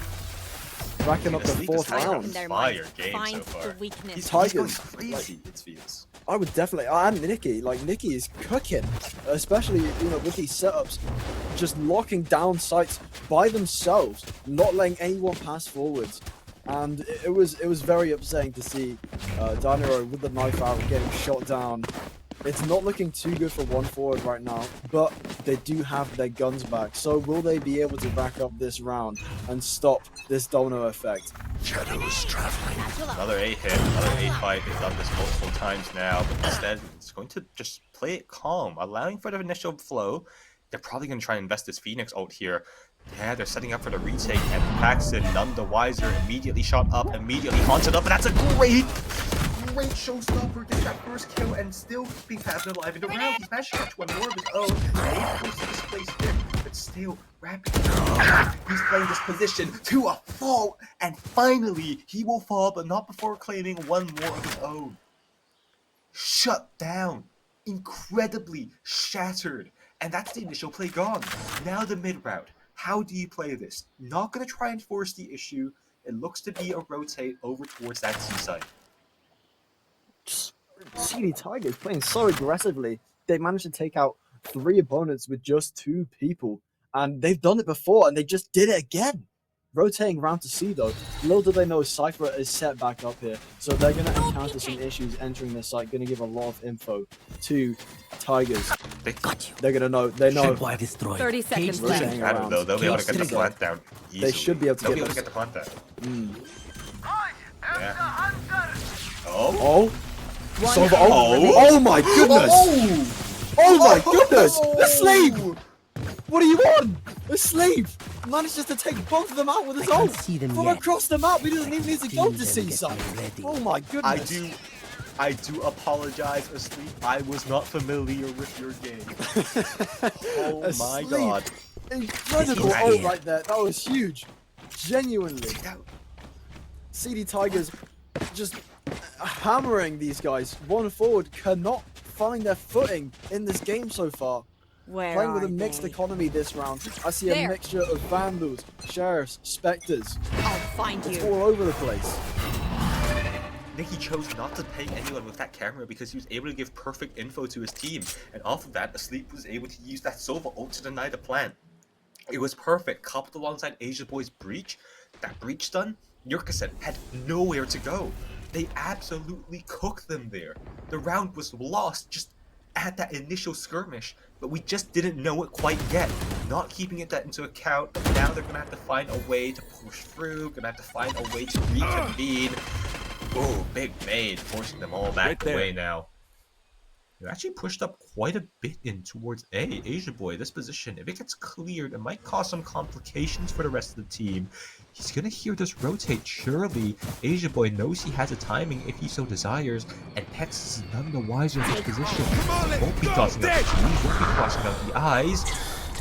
Vicky also problem on the site, but gets traded out, immediately killed, and Asia Boy goes down. There's nothing more to play for on the site. The bomb has to go down. It's a retake, full on, straight up. Asleep, misses the shot. That volley is so good from Seven, able to catch it all the way. And now, one left. Lucas, Pegasus, somehow, no way you win this. Bring around the Rosie, forced it back away. That reload, it's gonna be a great sound heal, and that's all he wrote. The mistake of his life, it will cost them. Watch your eyes. New fight, new tactics, keep it fresh, yeah? That's 2 now. Raising that momentum. 5-2 to the Tigers. Tigers just somehow, I don't even know. There's so much going on that site right there. Everyone's finding their little cubbies to hide in, just holding their corners. Nick tried to spam but couldn't quite get the pick. It's really starting to come back though for One Forward. I think this round might be theirs, but it looks like CD Tigers is going for another push. They're gonna try and stop them before they can reach the site. Trap around, blazing, Mango, not good, only good for that burst. In the meantime, the rest of the team loses out on that duel. One enemy Texas, remaining. It's all up to you, but no, Asleep's here, and once more, is the god of death. Puts them down, good night. And that's that momentum, just as quickly as it sparked, immediately snuffed out. Just, that round was over in the flash of an eye. Blink and you'll miss it.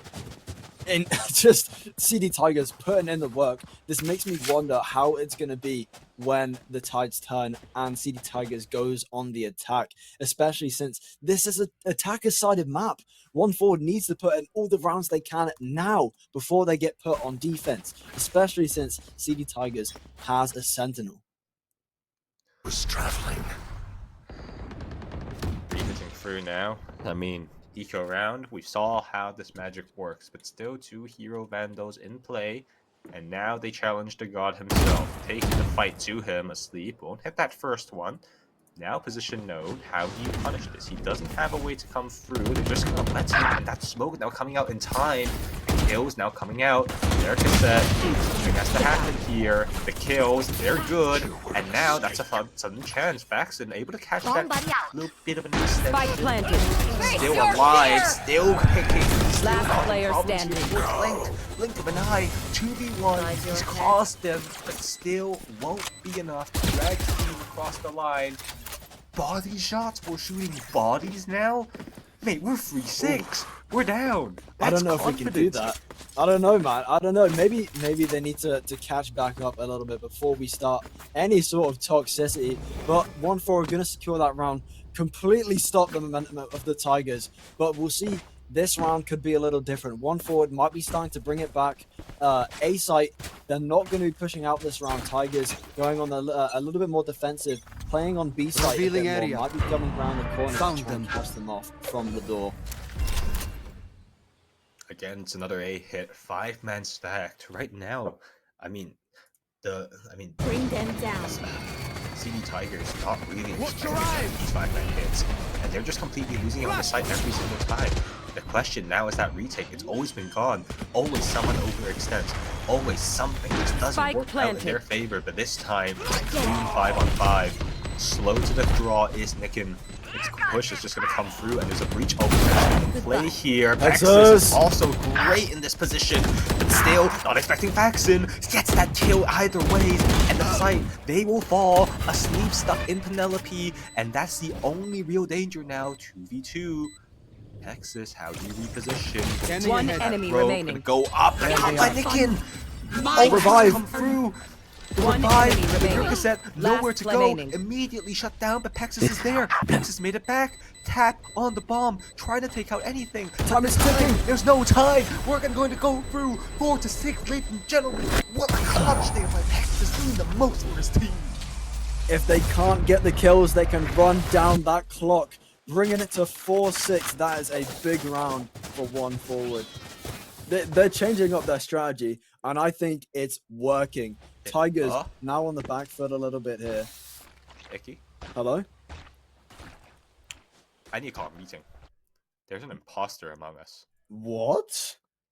I've just had a look at one forward, and their rank. Let me just read out for you their ranks: gold, plat, Shadows diamond, gold, Immortal free. Ooh, who would that be? Texas is Texas is immortal free. What is a polar bear doing in Arlington, Texas? What is the polar bear doing in 7? in Africa? And it's just, Nick goes down. Target down. 7? Ultimate's ready. How? Okay. I mean, the plot twist of a century. Apparently, we just have. Dude, it's like Joke's one of, it's like over. those videos You're where, dead. like a professional footballer dresses up as like a middle-aged man, and he goes to play a little like, and he goes to play like a pug foot, like Spike pickup planted. ball, and he just completely destroys the team. That's the essential equivalent. And the worst thing is they're not even winning. Well, it could all change. It could all change. Right now, it's in a 4v3 scenario with one forward, having the advantage of one more player. But Faxon with his wraparound! Only manages to get if he one. hits that Blazing shot. stays alive. Almost hitting that shot, but in the meantime, the retake coming out fast and heavy, pushing through. They've got the site, tapping the block, push through. There's no cover, and he manages to get both with that spam. 5-6, blink of an eye. That's all momentum gone, Last and we're down round to in a the half. one-round differential. CD Tigers, they're losing the plot.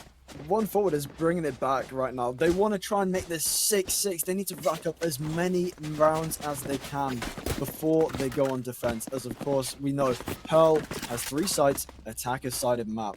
It's all to play for in this last round. Is Tigers going to be able to get their advantage before they cut to attackers, or will one forward manage to catch up?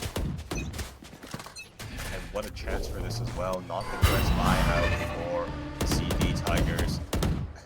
Position already noted of the players in towards C site. They know that it's going to be another default. How do they respond to everything they've had from all the experiences of these past 12 rounds? CD Tigers, you have to make a play. You can't just give them the site. One forward. The decision is to hit in towards this A site, pivoting and moving. And here, back up the draw. It's Nikki with this judge. This could be detrimental. It depends on everything he gets here. A cage there to assist. Just a mere inches separating these two. And this, bro, an engagement already inherent, about to happen. The fade will hit him. Forced out, sees them all. That's only one found though. And the rest of the team will be able to barrel their way through. Pushing out, they've got the site, the plant will come down. It's once again a retake situation here for the CD Tigers. I'm not sure if Nick was overextended there. Didn't manage to use his setup at all. They're taking down Faxon. Manages to get that pick. Clearing around that corner. Last player standing. Kills Faxon. He's going crazy, and he's enough. That's enough. He's gotten the kill onto Asia Boy, and there's nothing more to be done. He's cleared out for the entirety of the site, pushing through stairs alone.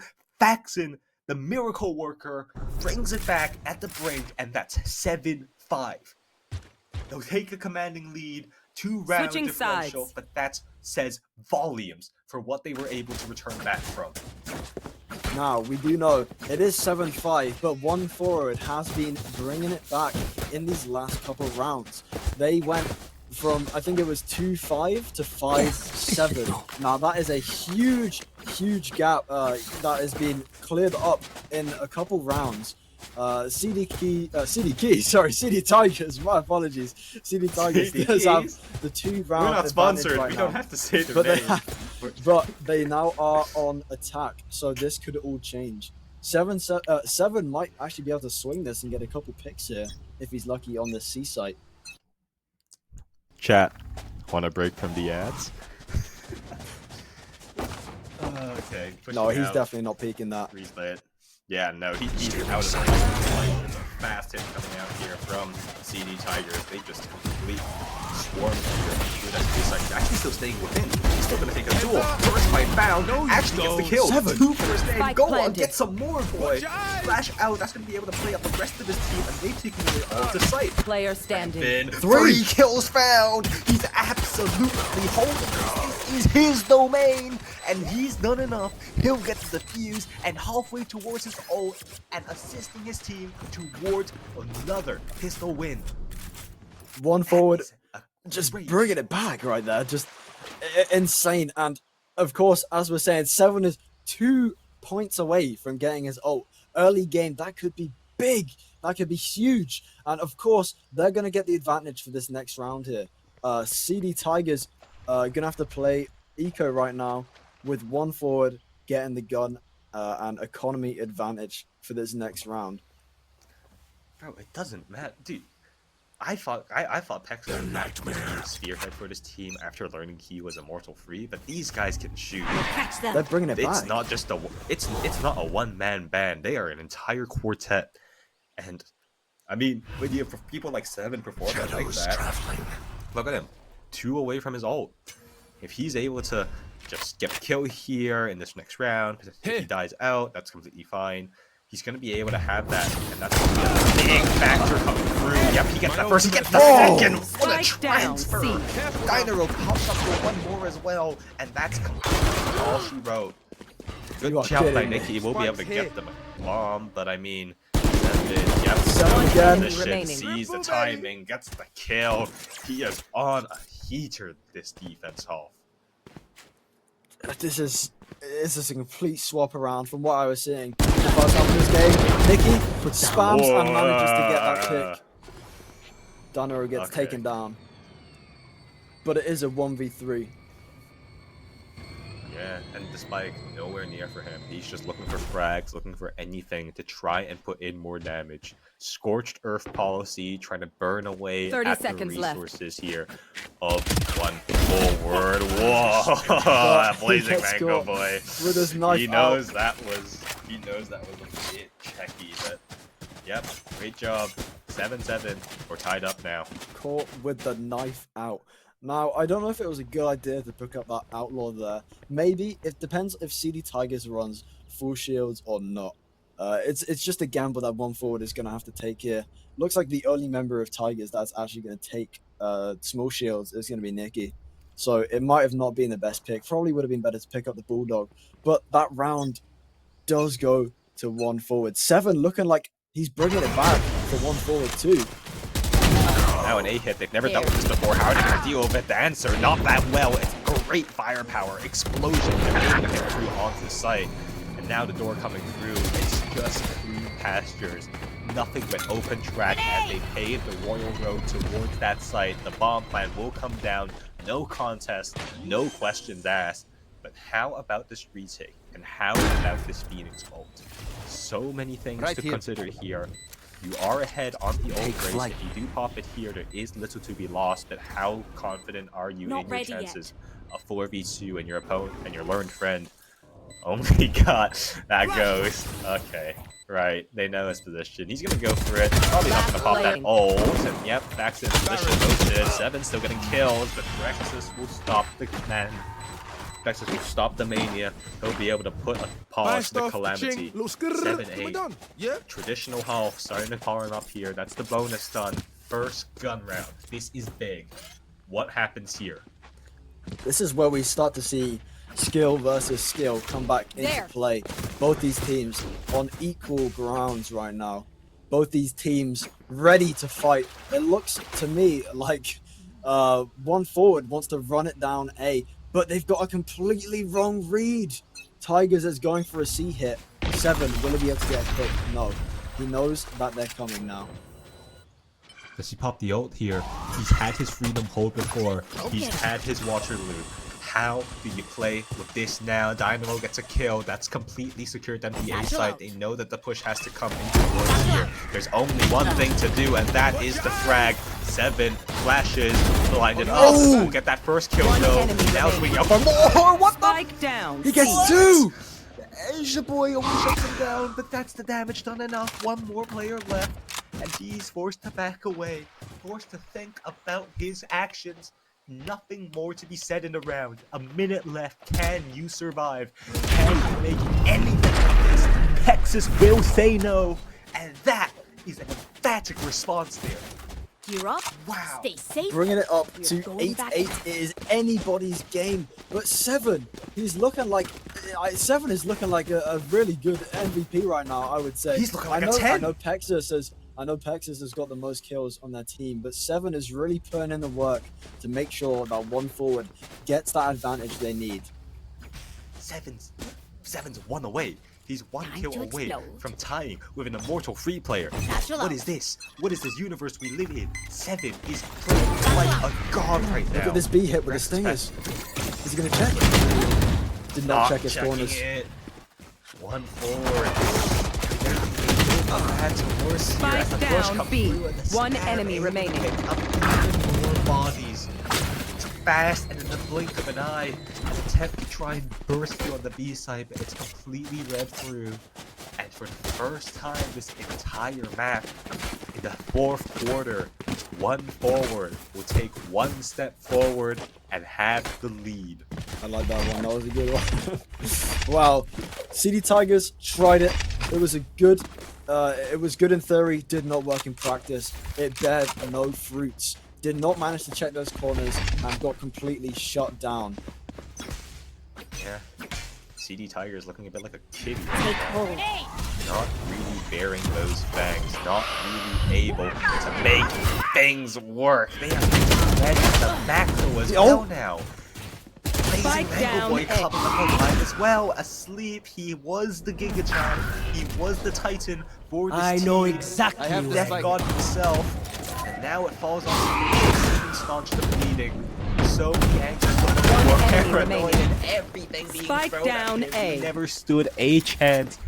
Ricky's found a great timing, but already the timing lost and thoroughly fading. They know he's here. They know where he could be. It's just another chance, another opportunity. He'll try his luck here as the players potentially swing out. That's a fade eye, that's a swing, and Texas able to collect that kill. 10 on the board now. 3 rounds away from closing it out. I just want to point out that beautiful raise nade combined with the fade util got an amazing kill there. Like the coordination for that is immense, and that was a beautiful pick. But it's forcing the Tigers to go back to eco again. It's not looking good. 1 forward has got their advantage, and they are abusing it as much as they can. Blazing, gonna give them a little bit of their own medicine by TPing over there straight away. Behind Robin. Initial Yuto being used out, forced away, and now it's like they've reversed positions. We've seen this before.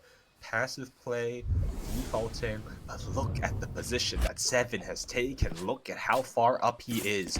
They know it's a B hit. They know the crunch is coming through, but little does the Tigers know that they are the filling within the sandwich and they are about to get eaten up. Just barely biding their time here, looking, searching, and now starting to be a bit wary, starting to be bold, pushing here towards C, but they're walking straight into a trap. Walking straight into 7's crosshairs. First one found, but Nicky actually gets the kill, staunches the bleeding, and now that's a Bring gun them being down. traded out. That's hubris on his side, and Texas is forced to pick up the pieces. Everyone being pushed forwards here. They're moving, they're rotating, they're leaving towards the A site, and they're going to be able to win out on the footprints. 30 seconds left, no time starting to dwindle. They need to be able to clear all the corners. 30 and seconds Blazing left. Mango Boy is going to look to make things so much harder. Pushed out by that nade, kills all drifted away. One and now enemy pushing remaining. out Dynamo's also Spike gonna fall down on the back. A. It's going to be able to come down, and Texas is left to do it all. That's Highest another rated gun. player on his team. The best one to be able to clutch it 10 up. seconds left. You want this player Spike in planted. this position, but are the card stacks too high against him?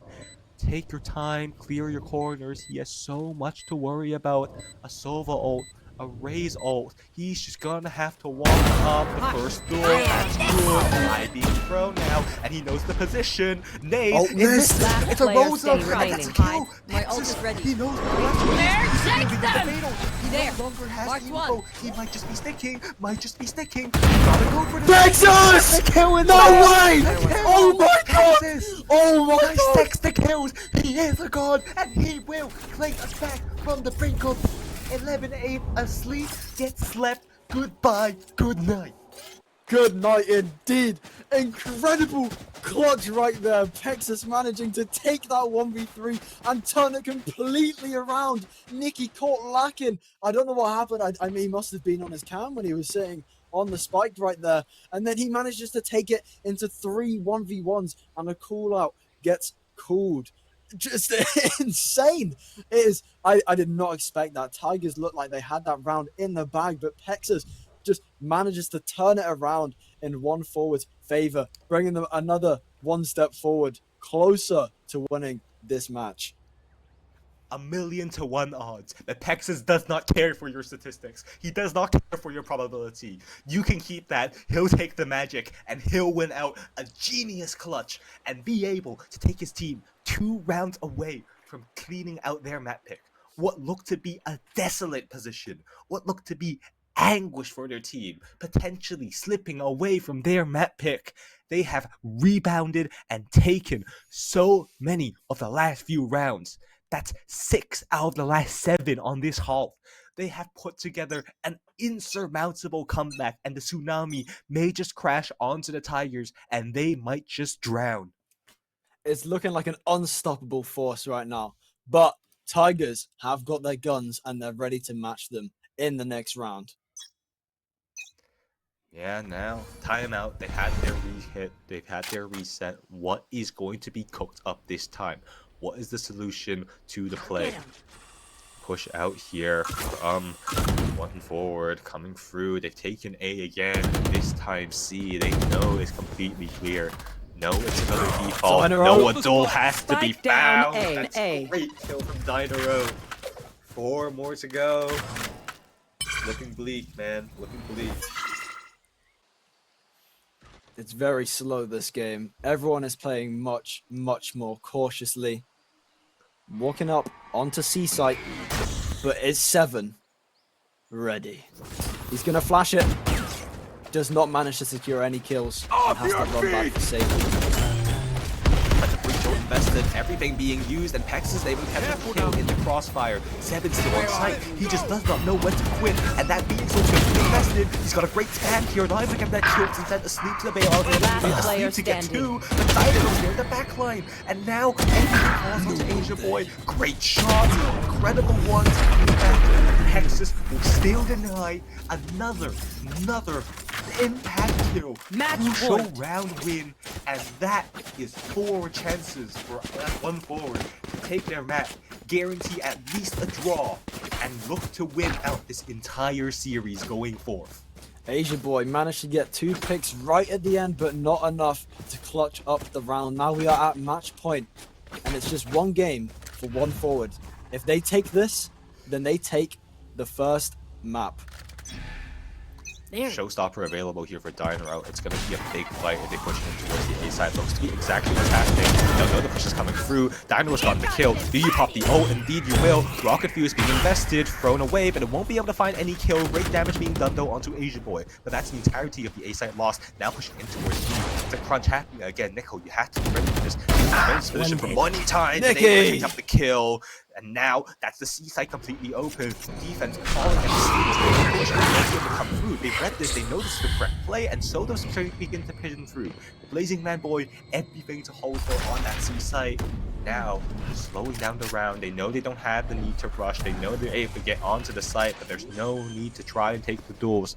Bomb comes down, Blazing Man Boy, Blaze it Blation, Mango Boy, my apologies. And now it's a 3-4, my apologies. B4 retake. It's starting to slow down now. Both teams positioning, getting ready, and look at that beautiful. Oh my god. Flank watch. Oh my god. And there's so many shots going out. The revive. Nexus again. My ult is ready. Nexus does it all. And a Marked sleep. one. It's the two guards of the team. The two who play the most. He's forced to use the ult, but it won't be given a chance. One enemy remaining. Congratulations. One from. Wait, Come no. on, Is there time? please. Wait, is there time? Wait. Do they have time? Wait. Wait, they don't have time, do they? Oh, okay, Listen, okay, they do have save the time. They day. do have time. Defenders Okay. win. They do have time. Congratulations. Nightmare is over. Oh, One forward. Or done at For least. winning out map 1, they'll take Lotus and guarantee that they will at least draw tonight. But looking for that win, that's a dominant showing. Great stuff from them. Congratulations on a well-deserved win. That was an absolutely insane matchup. It looked like Tigers were winning from the start, but then One Forward were able to pull it back into their favor, winning just exponentially at the end there. They just could not be stopped. And I'm excited to see how this next map goes. I'm very interested in that. We'll talk about that in just a minute. Who do you think the MVP of each team was there? Because there were some really good plays from all players on both teams. But if you had to pick one from either team, who do you think the team MVPs are currently on both of these? Okay, right off the bat, I have to give the flowers to Asleep. Asleep played a lights out first half. He really showed off some of the most crucial impact kills there. And honestly, if it wasn't for him, we probably might not even see 7-5. We might be seeing a 6-6 or potentially a 5-7 in favor of One Forward. Now the tricky part, on the side of One Forward, I mean, statistically, you gotta say Texas, but my heart goes out to Seven, man. Seven had a complete heater on those first few rounds of the defense side. He was able to just tear up that C side, give so much information, and come alive where his team needed him. He gets my MVP vote for this map. Well, I agree with you on Seven. I think he did an absolutely amazing job just rising through the ranks, managing to find those kills, make those plays, and dominate the map. However, I disagree with you. I think that Nikki is my MVP for for Tigers because he just managed to get so many kills, a lot of impact, locking down those sites and finding those kills wherever he needed to. So it's going to be a very interesting next game. The next map we'll be seeing is Fracture with One Forward starting on defense, and that means Tigers are going to be on the attack for the first half. Now, what do you think is going to change in these compositions and these plays for this next map? Because it is a completely different map to what we've just seen. I'm not sure what to expect so far. I feel like both teams have shown some level of set plays. We see that they're able to run some of the stuff that we saw Fnatic trying to innovate way back when in 2023 when Lotus first came out. The Fade Raze combo, the Omen TP up towards Rubble, the traditional A hold, the maybe not so traditional C hold that they had with the Fade and the Phoenix. You can see the ideas starting to be generated on the side of One Forward. On the same note, CD Tigers also had a fundamental understanding of how they wanted to play the map. This is not just your average gold lobby, ladies and gentlemen. This is at least a higher level of play. They understand a little bit more about how the inner layers of the map goes through. And so I'm interested to see what they have cooked up for this next map. This next map's going to be pretty important, I think. I think both teams definitely have strats that they want to show out. They have a strat book that they want to perform. And this won't just be your average pug. So I'm interested to see what we see our two teams bring to the table. I think City Tigers definitely struggled with the three sites that are on this map. I think they struggled to find a good holding. It just wasn't going very well for them.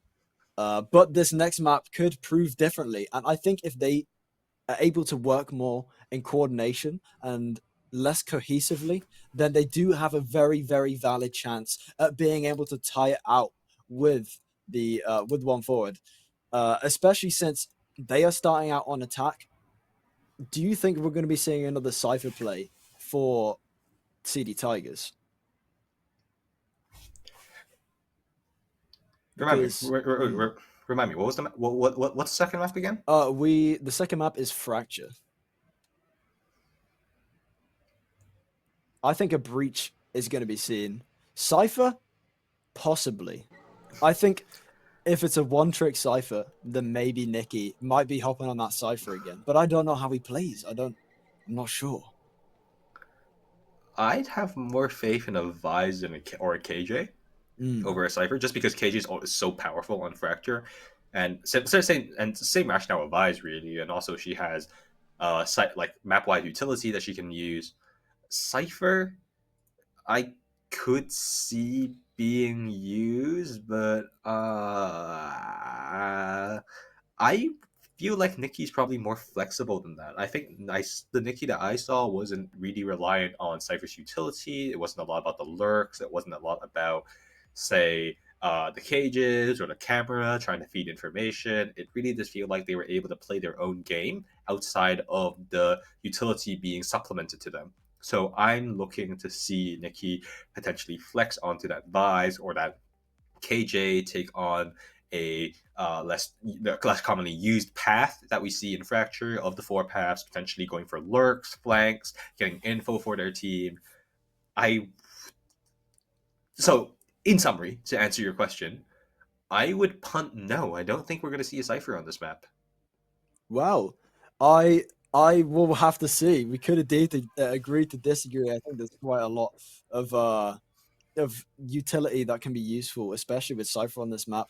I think he's quite underrated, especially on this map, since a lot of people don't know good setups. But if they practice setups and if they practice lineups, then Cypher could be very useful, especially if you remember in that Lotus map, Nikki was able to call out to his teammate to absolutely dominate with that Sova ult, not even letting them get the plant down and securing that 2K. So that Cypher cam is going to be exponential for information for the Tigers if they decide to use that again.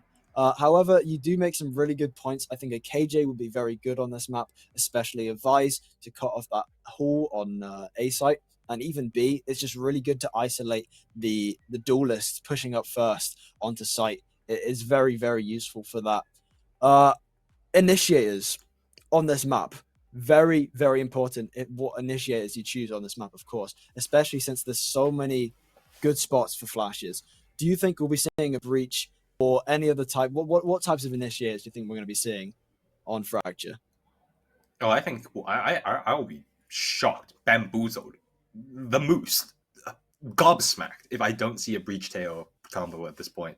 I feel like Breach Tail is so strong on Fracture, particularly the wide range of area of denial that their ultimates provide, that Breach stun, the ult, or the tail mollies, they just give so much information. On top of that, you couple a drone, there's so much to be done with Taeho. I think it's really important that these teams should be trying to maximize it before it gets nerfed. Definitely. And don't forget that nerf is coming right around that corner tomorrow. Tomorrow is that day where we get the new update and, of course, get the new agent, which I'm quite looking forward to. I think they would be... I don't know how they would work on Fracture. I'm not sure. Going off topic a little bit, however, we'll get back to the actual current match. So we know that both teams are now ready. They're locked up. They are. I think they're locked in for this next map, right? I would say that they're locked in for this next map. They've had their warm ups. That last match was just to see how good they could get. They're warming up for this next map, and if CD Tigers manages to pull it back, they'll be able to call it a draw. Do you think that's going to happen? What are your predictions for the score? I don't know how warmed up CD Tigers are, because I feel like they've gotten a bit cold after that second half. They've just never been able to hit those shots, never been able to feel like they're in their element, in their flow.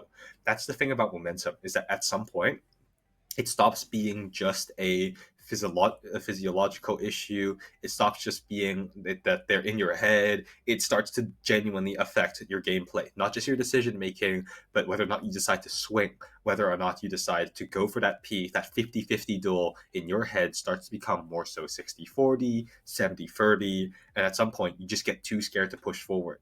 I feel like that psychological effect is happening in real time with CD Tigers. They went on the highest of highs and then won forward, brought it back, and then decimated them on that second half. They're going into this half scared, I feel. Although it is their map pick, There is some silver linings there. I really don't think that they have gone in here with the correct mindset. It's going to take a few good rounds and some great calls if they want to be able to do a 180 and turn that frown upside down, potentially to take home at least a draw.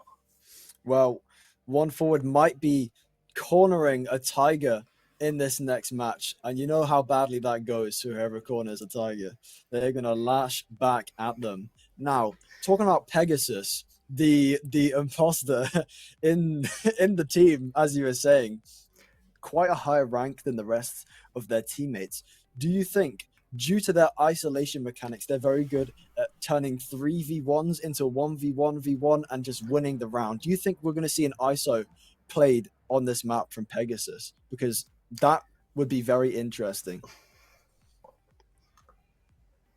And ISO. Okay, so on to start with, I feel like if anyone's going to be playing an ISO, it would be Seven. Seven is their duelist, and he was frying. He shows that he can hang with these teams.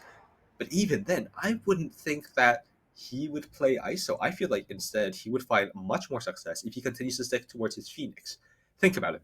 Fracture is the only map in the map pool to have 4 ult orbs. Phoenix gets his ult in 6 charges. So that means when we go on that eco round, if they, assuming they win out on that pistol or don't, it doesn't really matter. If they're just able to orb hop left, right, and center, go all across the map, get as many orbs as possible for 7, get him to die on round 2 or get some kills, whatever happens, he's going to be able to farm his ult like crazy. We're looking at potentially 4 ults in a half or more. I could see 5 if they really, really, really get a chance to maximize it. If CD Tigers completely neglect trying to fight for these orbs, it really does feel like that Phoenix is so alluring. And I don't think that the isolation mechanics that we see from an ISO is enough to potentially pivot Seven, who had such a stellar performance, onto a completely new agent with a completely fundamental rewiring of how he would play the game. Yeah, definitely. I think you're right. Seven really stepping up as the team duelist, getting those kills. I would still love to see him how he plays on different agents. I know last time we had Raze on both teams, which I think could be used again on this map. Very versatile agent Raze, and that grenade is going to be very good for those tight corners on Fracture. Now, Seven, again, I'd like to go back to him because he is very crucial to the success of this team. I would love to see how many ults he can get out in one game. If we can, we'll have to keep an ult counter of how many times Seven manages to get an ult on Phoenix in this game. If he does play Phoenix, I think he could get up to 6. You know, on one half, he could. In one half. In one if half is crazy. Out, if he frags out, he might be able to do it. If he cooks. No, but that assumes he's gonna pop his ult every single time. That assumes he's gonna pop his ult. One of the biggest concerns that I had with Seven and his gameplay was that he just never found a need to pop ult. He takes his ult in for a rainy day, and the times that he pops it, he gets incredible value of it. Don't get me wrong. But it does feel like when you're on that Phoenix, you have to treat your ult as just a very long charge ability, something that you get all the time, and you should not be afraid to use it in the 1v1, in the 1v2, anything to get your team back onto equal footing. Don't be afraid to use it, and it doesn't seem like it reflects that much in his game. Part of that is due to chance. Part of it is that he just never gets a good opportunity to do so. But a big portion of it, I feel, is also his unwillingness to just expend his ult in less than optimal situations. And so on that, I'm looking more towards the 6 as on both sides. Potentially this entire map, he'll get 6. That much I think is possible. How many more he'll get in a half, I don't feel comfortable giving anything above a 3. I respect it, and I'd say that's fair. And I do believe we're going to cut to a short break, and after that, we're going to go to our final match of the evening. Never mind, I'm lying. The voice in my head Me when I lie. is lying. Me when I spread misinformation. Me when I lie. Me when I lie. Me when I spread information. Okay, guys, we are not going to cut jeez. to a break. I'm sorry. That was just that was a lie, a straight up lie. Instead, we're going to continue talking about this next map. Or do you want to talk about what's going to happen in this game? Because I do believe we're going to be going into Agent Select very, very soon. So we'll see if our predictions come true. We'll see if you get your KJ or Vise, my Cypher, ISO, or your Phoenix. Let's have a look. All right. What teams are going to be locking in Give me the here? money. Show me the money. No one's even hovering right now. They must be It's discussing their Spark. picks. The eternal darkness. No one is surrounds them. picking. No one's picking any agents. They're going home. Never mind. Breach. Oh, there's Breach an insta lock. T-Ho. Jet. Tail. Breach tail. Cypher. Breach- Chamber. I would love to see a Reyna. chamber. I Reyna. would actually Reyna. love to see a chamber. No shot. We actually go Reyna. Please no go shot. chamber. We go Reyna. Yeah, breach tail. What the hell? Double duelist. Double initiator. Omen. We T1. We think we're Seems- T1. These guys are very That's- undecided right now. They can't seem to pick what they want. Chamber Who do you think roulette. that is? Surely that has to be CD Tigers. They're just. Do you think CD Tigers have ever played this map? Sure. Oh, well, right? surely you can't say that. They must have played Fracture. No, I mean, surely. like, this is crazy levels of indecision, though. It feels like they're kind of making this up as they go along. Well, let's have a look what they have Clove? right now. Phoenix, Fade, This is- Clove, Breach, and Raze. This is kind of like their Lotus hmm. comp, is it not? Maybe this is going like what we double just saw in smokes. Lotus. They might be going double smokes. It's quite interesting that they are, since the other team is going double duelists and double initiators with no sentinels. They're really thinking about this. They Right. haven't really thought in advance. They haven't used that break to talk about, hey guys, what do we want to use in this next comp? I am really they locked in Clove. I really want to see a chamber. I don't know why. They I'm locked just Clove? drawn Oh. towards it. Oh, and there it is, No fully locked dice. in with the Phoenix, No dice. Vise, Clove, Brim, and Raze. They got double smokes, so This is- it's gonna be quite intriguing. It's double smokes and double duelists versus double duelists and double initiators. Is this not literally their Lotus? Is this not just their Lotus comp? Did we not just see this? Phoenix Raze. It's different Clove. because the Brim they did not pick Brim last time. Okay, no Brim. What did they sub Brim out for? Oh, it was one forward who was indecisive. Roman. Actually, CD Tigers who locked in almost straight away. My ult's not ready. Nikki on that Oh wait, no, sorry. Tejo. Yes, this CD's Tigers map pick. Of course. Okay, then of course they know it. Yeah. This feels like one forward. Okay. This feels like comfort picks. Just like it was something that I was talking about earlier on. You should always just go for your comfort picks. Especially at this level, you don't have to force your teammates to play into a role that they're not comfortable with. You're forcing them to comfort picks. This is what they feel like they can give out maximum potential with. And so, one forward, taking a bit of a gamble, a bit of a punt, see if their composition can strike twice on Fracture here. Map 2 about to start off right now, and fast into the site is Gregus Pegasus. If he goes Kills down though to the being smoke. found here.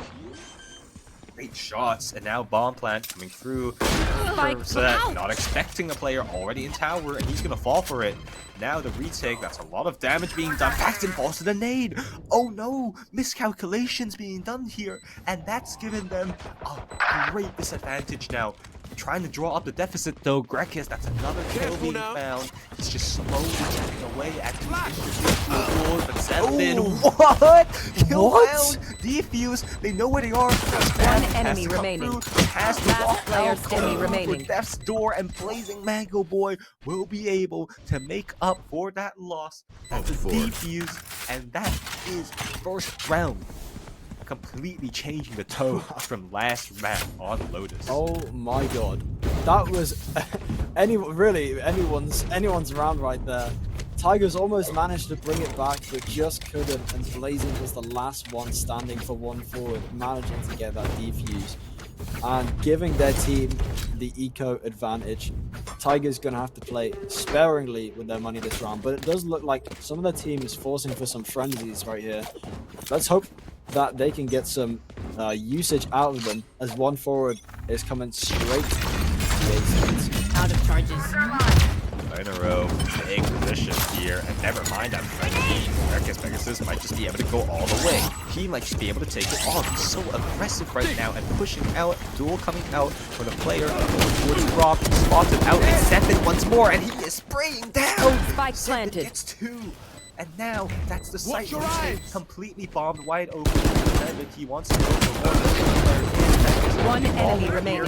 He will My that ultimate ultimate ready. online No number charges 7. left. You might just get your wish. Pushing through, flash, not even necessary for him to pick up that last kill, and he's going to be able to get that defuse. 1 forward, 4 gun save, 3 bulldogs and an outlaw. That is a pristine eco. That is going to be very, very useful for 1 forward, taking that round right there with minimal casualties, keeping as many guns as they can and retaining it for this round against the Tigers. Going to be very, very useful. The Outlaw can be, it's not going to be too effective this round. It's definitely going to do a lot of damage if used correctly. However, Tigers have primarily brought big shields, so we're not going to see those 1-taps from the body. If they hit head taps, though, it's a completely different story. Again now, this is the 3rd time they've run a 1-4 default here. Not really playing the map to its fullest potential. Look at that push out into from towards Dish. It's going to be a duel, potentially, on the far side of the map. C7 and Dynaro, big fight, and indeed, they win it out. Just keep catching them unsurprised. Grekus will be the first death to fall now. 2-1 is his record. And that's going to be enough to try and force out a push. They just have to go for this. Nothing more to be done. Honestly, now on that duelist, on that jet, Spike won't be down able to A. cross the angle bar enough. Blazing mango boy. Okay, what a dash. Still manages to pick it up. That's surprising. Gets the kill, and now the plant will come down. Already a flank, and already head on a swivel. Has to look at multiple angles here if they want a chance to survive. Set play, set stun, Last knows where player 7 is, standing. knows where the fight's gonna be, but still lost out. It's a dismantling, ruthless aggression coming out here, and that's a bonus. Are you sure that this is Zero Tactic? Are you sure that they really were just that hesitant? 1 forward are going nuclear so far. Genuinely insane. 1 forward, putting the pressure on and getting those kills. I'm seeing like 2 There. people alive on Tigers for forwards having 4. It's almost half the amount of players at any time. Like 1 forward are able to just work together so well and so efficiently. Tigers doesn't know what to do in these situations. But 1 forward have the wrong read here, gonna push it down A site. It doesn't look. Has to get the kills. Grekus, that's beautiful. And that's just completely busted open target sight.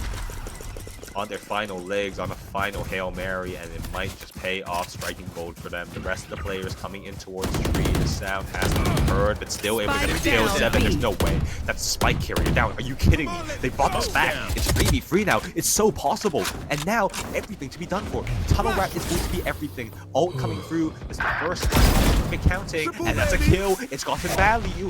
Hold on. Hold on. Kills now. Reach ult. Missing. And nothing being able to be gotten from it. The value is not there. And the pivots towards A. They're running away. It was all just a big ruse. They'll beat them in the foot race, but how much more do they get? What's the time looking like? Do they expect any of these pushes from any of these angles? The bomb being planted. That's Ray's ult. That's Spike big. planted. That's going to be able to buy them a lot of time here.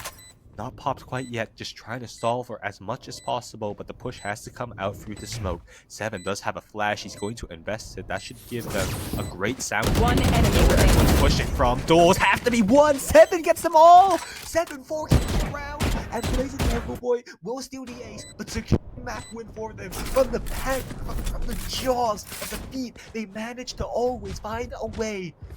Unpersistent, unwilling to give up. That's 4 in a round, and that is heartbreaking. Unbelievable. 7 is 8-1 right now. This guy's got an 8 KD. He's dominating this map so far. 4 rounds to 1 forward to Tigers 0. it is not looking good for the Tigers, especially since they are going eco. With a lot of stingers I'm seeing this round. They're going to have to push very, very hard and do a lot to try and take this round. It is not looking good for the Tigers. Look at this early skirmish. 7. Getting flashed. No way. Gets taken down. Yo. That's actually big. Actually just completely free. They've managed to convert this pretty well now.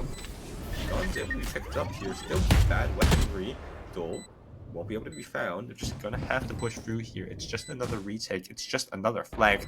Same thing can't happen twice, right? Surely the jump spot from Faxon should give them all the information they need to start themselves off. Nexus, spam, just here missing crosshair with, and now bit of aggression. He's pushed out. He's managed to get the kill. They're falling on the site, and one by one, things just not going their way.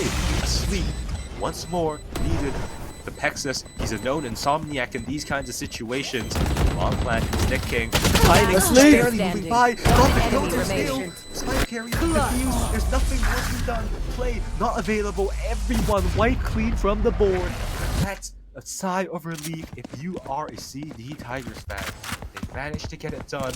It was messy, it was difficult, but at least it was a win at the end of the day. CD Tigers managing to secure a foothold against one forward, bringing their first round in on this map.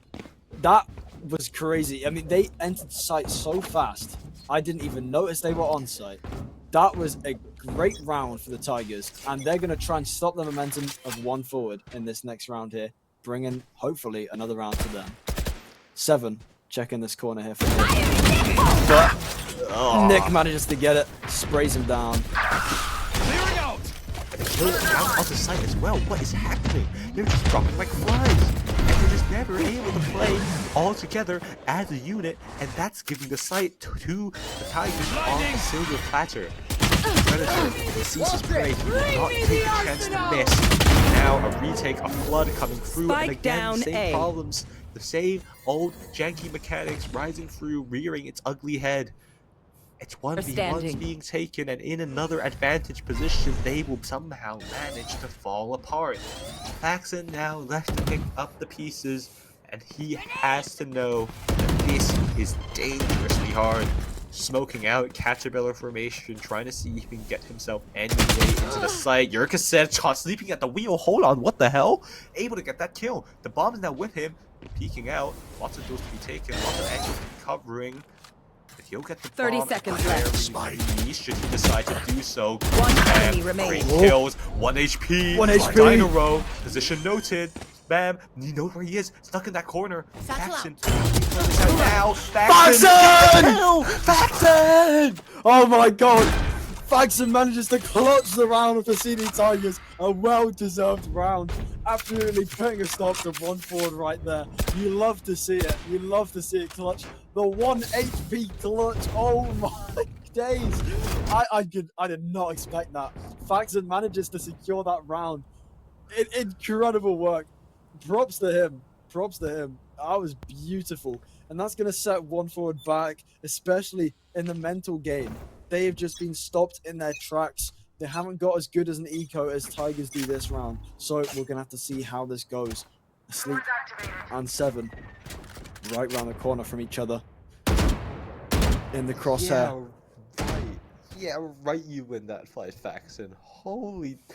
Dude, what was that? Meantime, though, back to the game 7. That's a nice shot. That's another orb getting picked up. That's almost his second?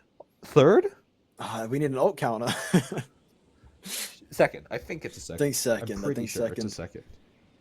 Still on pace, though, for six entire round. All missiles away. Meantime, especially, might get an opportunity to use it here on this retake here. As we push in towards B, Pexus. Oh, this is early. Unknowingly. Coming It's around. gone too fast. Pexus, turn around, boys. You're about to win. It's a surprise. Pexus gets Pexus! everything falling, and Faxon, can you make miracle strike twice? A 1v2 asked him before, but what of a 1v3? Never mind that. What of a 1v5? So many questions. This is Shot spot.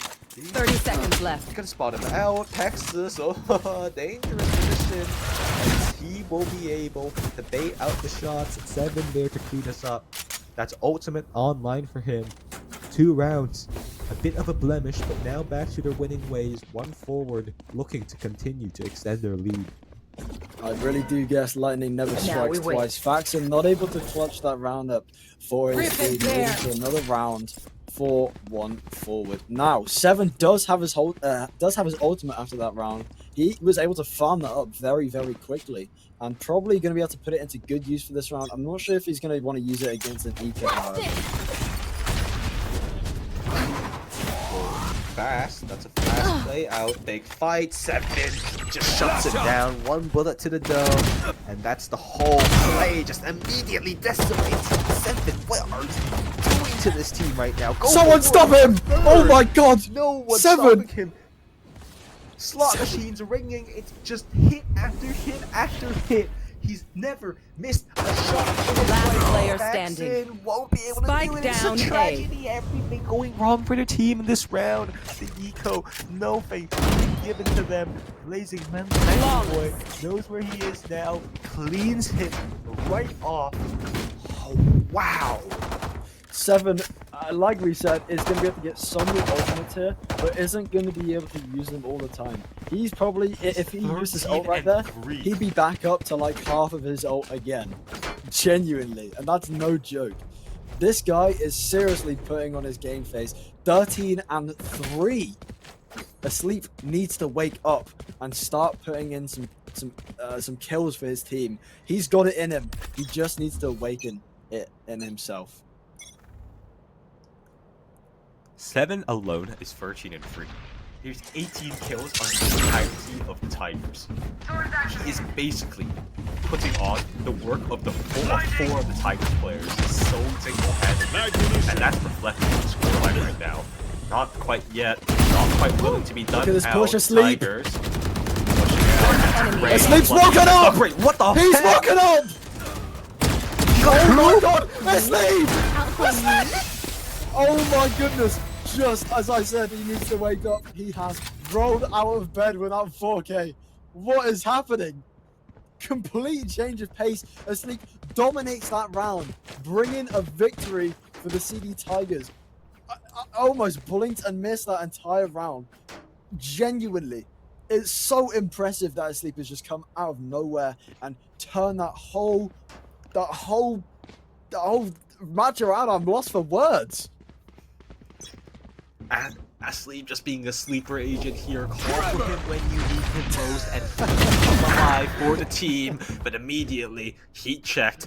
Dinaro trying to go for something a little bit more off of that, and he won't be able to respond to the power of Asleep.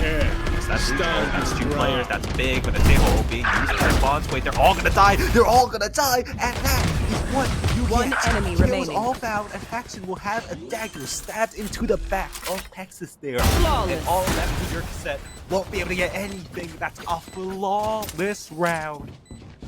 Hold on. Icky, we might be back. It Hold might on. just be competitive. Wait a minute. Something right. Incredible. Just look at this. Look at this comeback right here. Are they going to be able to make it up to 6-6 for the other side, for the other half, sorry. We're going to have to find out. It's anyone's game now. It is really anyone's game. One forward does still have 3 ults online. So they might be able to put this down. On the split side only. Game changing over here for the side of Tigers. Gonna be Reckless Pegasus. That one away from his showstopper. That has to be big. But that's not going to be coming into the play potentially for this round, as the round does get cooled down a bit. No more of those fast hits towards B and A. It's a lot more defaulty of a style, and this might favor Texas. Indeed it does. O being invested. That's one of the 3 big ones we were talking about, and he's able to get away scot-free on tower. Just a clean kill up now, and 7 won't miss a shot either. Kills going the way. The floorboard lights up green for the first time in a while. Self-flash, but it won't matter. He's done his job. And look how deep they're exploring.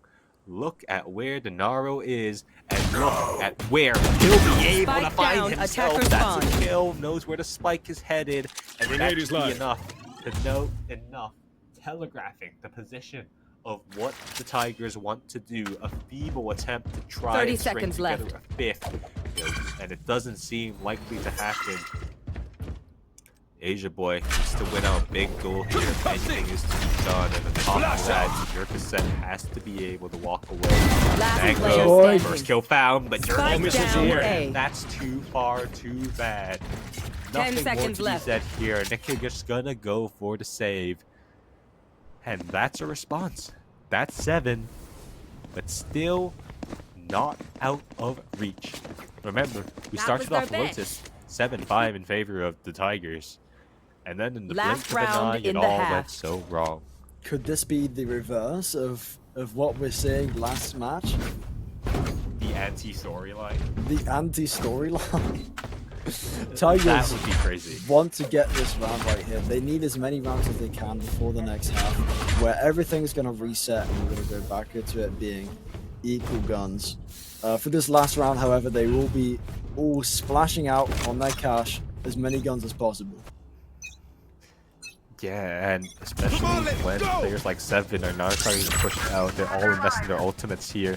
Seven, he knows his position, knows he's able to run out, knows he's trying to find a duel, Runs through. pushing through, big brave, not able to get that kill, and he's sunk to supplement. Caught in a position, Nikki will get that one, but Blazing Mango Boy there for the trade. That's done enough to push away the rest of the players out from this position. They got an A, they've gotten that kill, but sacrificed so much to get there. Seven just bad stealing side there, and that's enough to get the site for the Tigers once more. They're whipping through that. Asia Boy. Last player standing. Hold on, that's like score Enemy big remaining. here, but never mind. It's the ult that does the Last deal. place. Seals them with a kill. Sleeper agent, what you got for me? Like First I one found. never left. Mango's there for the cover, and that is 4-8. We won't get the storyline we were looking for. It won't be a reverse sweep. One forward, take a commanding lead as they look to close us out. A winner of this series. Switching sides. One forward, absolutely dominating in this first half, clearing up twice as many rounds as the Tigers. However, the roles have reversed, and Tigers are now on the defense. So we'll have to see how they react to one forward's plays in this next half right here.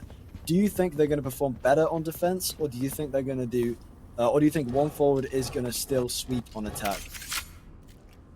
One forward's comp looks great for attack here, especially because those orbs are now firmly in the grasp of the Phoenix. It's definitely more attacker-sided, I would say, for at least 3 of the 4 orbs.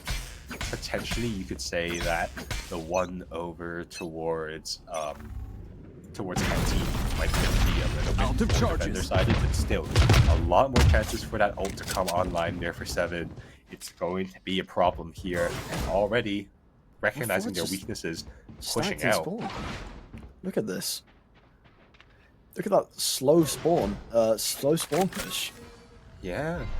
Maybe they expected some more aggression coming out from Gurkus there. And now Dude, he's Mike, gonna walk into a dangerous Two. surprise. Two. Still gets 2. No way. Spike No way down you get A. more. Mango puts an end to it, but that's enough. That's so much information and that's so much time being stalled out. They'll be able to get the site here, but the flood is imminent and the players are already here. Bomb gonna come down and already converging forward. Have a look though at where 7 is playing. He's gonna be crucial for Spike stopping out this planted. round. Stuns coming through, and now they start to scale. The spike is down. Position. 7. Last player standing. Oh. 7 wins out everything. 7 is Faction. literally the best player in the game. 7 does it again. It's magical. Witness his greatness. He is single-handedly carrying his team across the line. Immortal 3 who? We don't care. We are better. 7, 7, 7. And he will win it all out. Oh my Jackpot god. player for his team.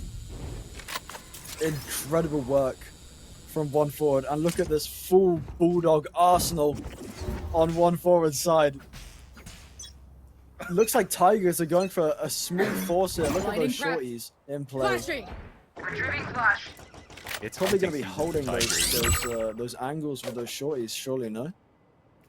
Yeah, you just gotta try something here. Look at how many players are stacked in towards B with shorties in tower. Oh, it's not good. It's not looking good. There. Tigers They have hit not positioned A. themselves well for this A hit. It all comes down to Breakfast really, unless they can make something magical happen, but already being pincered, already being shut down. Now, yeah, not favored, and there's a good reason why. Frenzy will be picked up, and the push, they're just gonna walk in here, and Breakfast Eagle has 2 pumps in there. First pump won't even be able to connect the kill, and the entire cycle. Player standing. All the kills Spike being found. planted. Bow down to your overlord. Who else but Devin to come through? They just can't catch a break here, can they? Asia Boy with a shotgun on this long range. He won't be able to find much. He has to pray that they walk into his trap. But the hunters know better. Go searching for fish. He's still able to find one. And Denaro will shut down the madness. That's a 1 Bulldog loss. And what a dangerous buy coming into round 3. 5 guns, but still 4 Bulldogs and a gun on the strongest player in your team. On the attack side, it really does look like this could be a sweep. We might just be seeing danger signs already forming for the Tigers. 7 forcing? No way. Okay, well, 7 is definitely forcing, it looks like. Almost a Flash placed. flawless Blinding. round last round. Retrieving flash. But that 1 kill made sure that 1 forward lost their Bulldog. It was a bad force from the Tigers. He's being crunched though. How There. much can you hold up here? Ruckus. This is your freedom die. Take This is your 7. freedom hold. Immediately shut down. There. Thorns Now activated. that's enough. They know Launching the hits force. coming through. They know where the aggression is, and they're gonna speed up. They're gonna speed Thorns are through. live. Have a look at 1 forward here. They pushed up, trying to hold onto this A site, but still in doing so, neglecting B. The hit, the retake, it's gonna come through. Oh my god, Denaro's taking such a deep position. Denaro can swing here and get so much value. They just don't think of him, and indeed, that's a great swing. Spike And now, planted. the bomb comes down. Misery, free on free, but all stuck in towards this drop. Everyone's here. 1 enemy remaining. And goes the kill. Yaka! All found. And there it is. Bonus conversion. Guns to be picked up. And 2 rounds away from taking out their opponent's map pick. That double swing at the end was abysmal for the Tigers. It did not bode well for them. But for 1 forward, an absolute massive opportunity. However, for the Tigers, victory looks like it's fading in front of them. They do not have many guns to use this round against 1 forward. Not many chances either. They have to make something work here, and Running miracle out of must time. happen. Otherwise, it's 8 chances. It's 8 chances to close it out. Hits coming towards B here, and they only have 2 players set up. The wrong read again. It's just not going great. It's just not working out, and the sleep's not caught onto the raise. That's just working their way up, and the sleep just doesn't expect that. Nikki though gets a kill. Now 2 bullets left in the chamber. Gonna be able to get that reload. It's still gonna be a problem. He will be able to pick up a gun. Texas will see him out, bump him out. No, he's there, and Nikki whiffs that shot. That was the only 1 enemy thing remaining. going for them, the win condition, and now the rest of the team forced to march on into death. It's 12-4. It's 8 chances. It's a Match point. slaughter. Mercy now would be Genuinely weakness. a Break slaughter. them. I mean, Now we it win. is not looking good for the Tigers. It is now match point. 1 round to win for 1 forward, and if they win it, they win the game. CD Tigers really needs to step up and put their game in. It is going to be a very, very long and tough road if they want to win 8 rounds in a row. They haven't gone a single ultimate online yet. They're so close though. Look, missiles away. they're so close to so many ults. They always keep going for these initial early fights, but the Pundit's just not able to find any cookies. Yeah. Kill though, that's great for a sleep. They Go notice in when the they're aggression. sure you catch him on the rope. Tap him. Yep. Joke's over. Max, Spike carrier okay, kill. gonna fall down. And now 7-7. Gonna have to push through. Immediately shut down though. That's a great kill from Paxton. Flash, won't see anything. The drop heard. Max knows he's down. He's swimming with the sharks, but he is but a minnow forced away. And now, look at them once more, rampaging their way in towards the site. Bomb's gone B, actually. Bomb's gone B. They're trying to they've done an absolute ringer of the defense. He's dropped the bomb to 7. He's taking up an early position. Dynaro is hoping to be able to catch someone here in transition. No such luck, though. They'll all come in towards the spawn. It's a clean 2v2 retake. 2v2 retake, however, the Tigers are playing together. But one forward is seeming quite split. They're not playing together. There's a breach ult, that's why. Worried about this, surely. We're going to see this breach ult come through. Won't find anyone though. Dynaro, that's a big kill. Shut down, but now 1v1 and 7 has all the position and all the knowledge in the world. That's a flash. Gets him off the bomb. Swing now. Peeker's advantage, but Asia wins it out. Asia, sigh of relief. And that's a defuse. One more chance. One more fight. One more round. Another round is going to be crucial if the Tigers want to try and gain some momentum and stop one forward. Are they going to be able to, though? I think one forward has gone quite thoroughly through this. They have the gun advantage. CD Tigers not having the money to buy full guns this round. It's not going to look too good for the Tigers here. This has to be the toughest call. This has to be the hardest play. This is the biggest test towards CD Tigers. Against a disadvantage, everything going against them now. They need to find a way, a strategy, and that's not what you want. You don't want Texas lighting up your team. And you don't want to give up all this space over. 7 is continuing to go. He knows that he has all the utility behind him. Knows that he's favored in every single fight. He is God's chosen consort, and he will destroy you all. And that is all they rode. 2 players left. Line it up. Last player Be able to get the kill though, but now left alone, left on an island. Has to win the 1v5 ace necessary on the card. Prepare for help. Nothing found. Ult being invested towards another ISO though. Gets a chance. Hold on. Hold on. 1v1. Texas, it's all up to him. He doesn't know. He doesn't know. He doesn't know. No! Attackers win. That's one way of getting what you want, I suppose. FW will shut it I'll down take it. just like that. Congratulations, 1FW, for taking the series a commanding 2-0. It was close and got hairy on Lotus, but a dominant showing on the Tigers map pick of Fracture. Well done and GG's. Well done and GG's indeed. Now, Nikki on that last round with the 4K barely missed out on getting those 5 big booms and securing another round for their team. However, valiant effort from both teams. They have done amazingly well and should be both very proud of themselves. Now, I think today has been amazing. I loved watching all of today's games. Even from the start when we were watching Lodestar versus Nordic, incredible games right there. And again today with CD Tigers versus one forward, both very good teams, and they bring a lot to the table.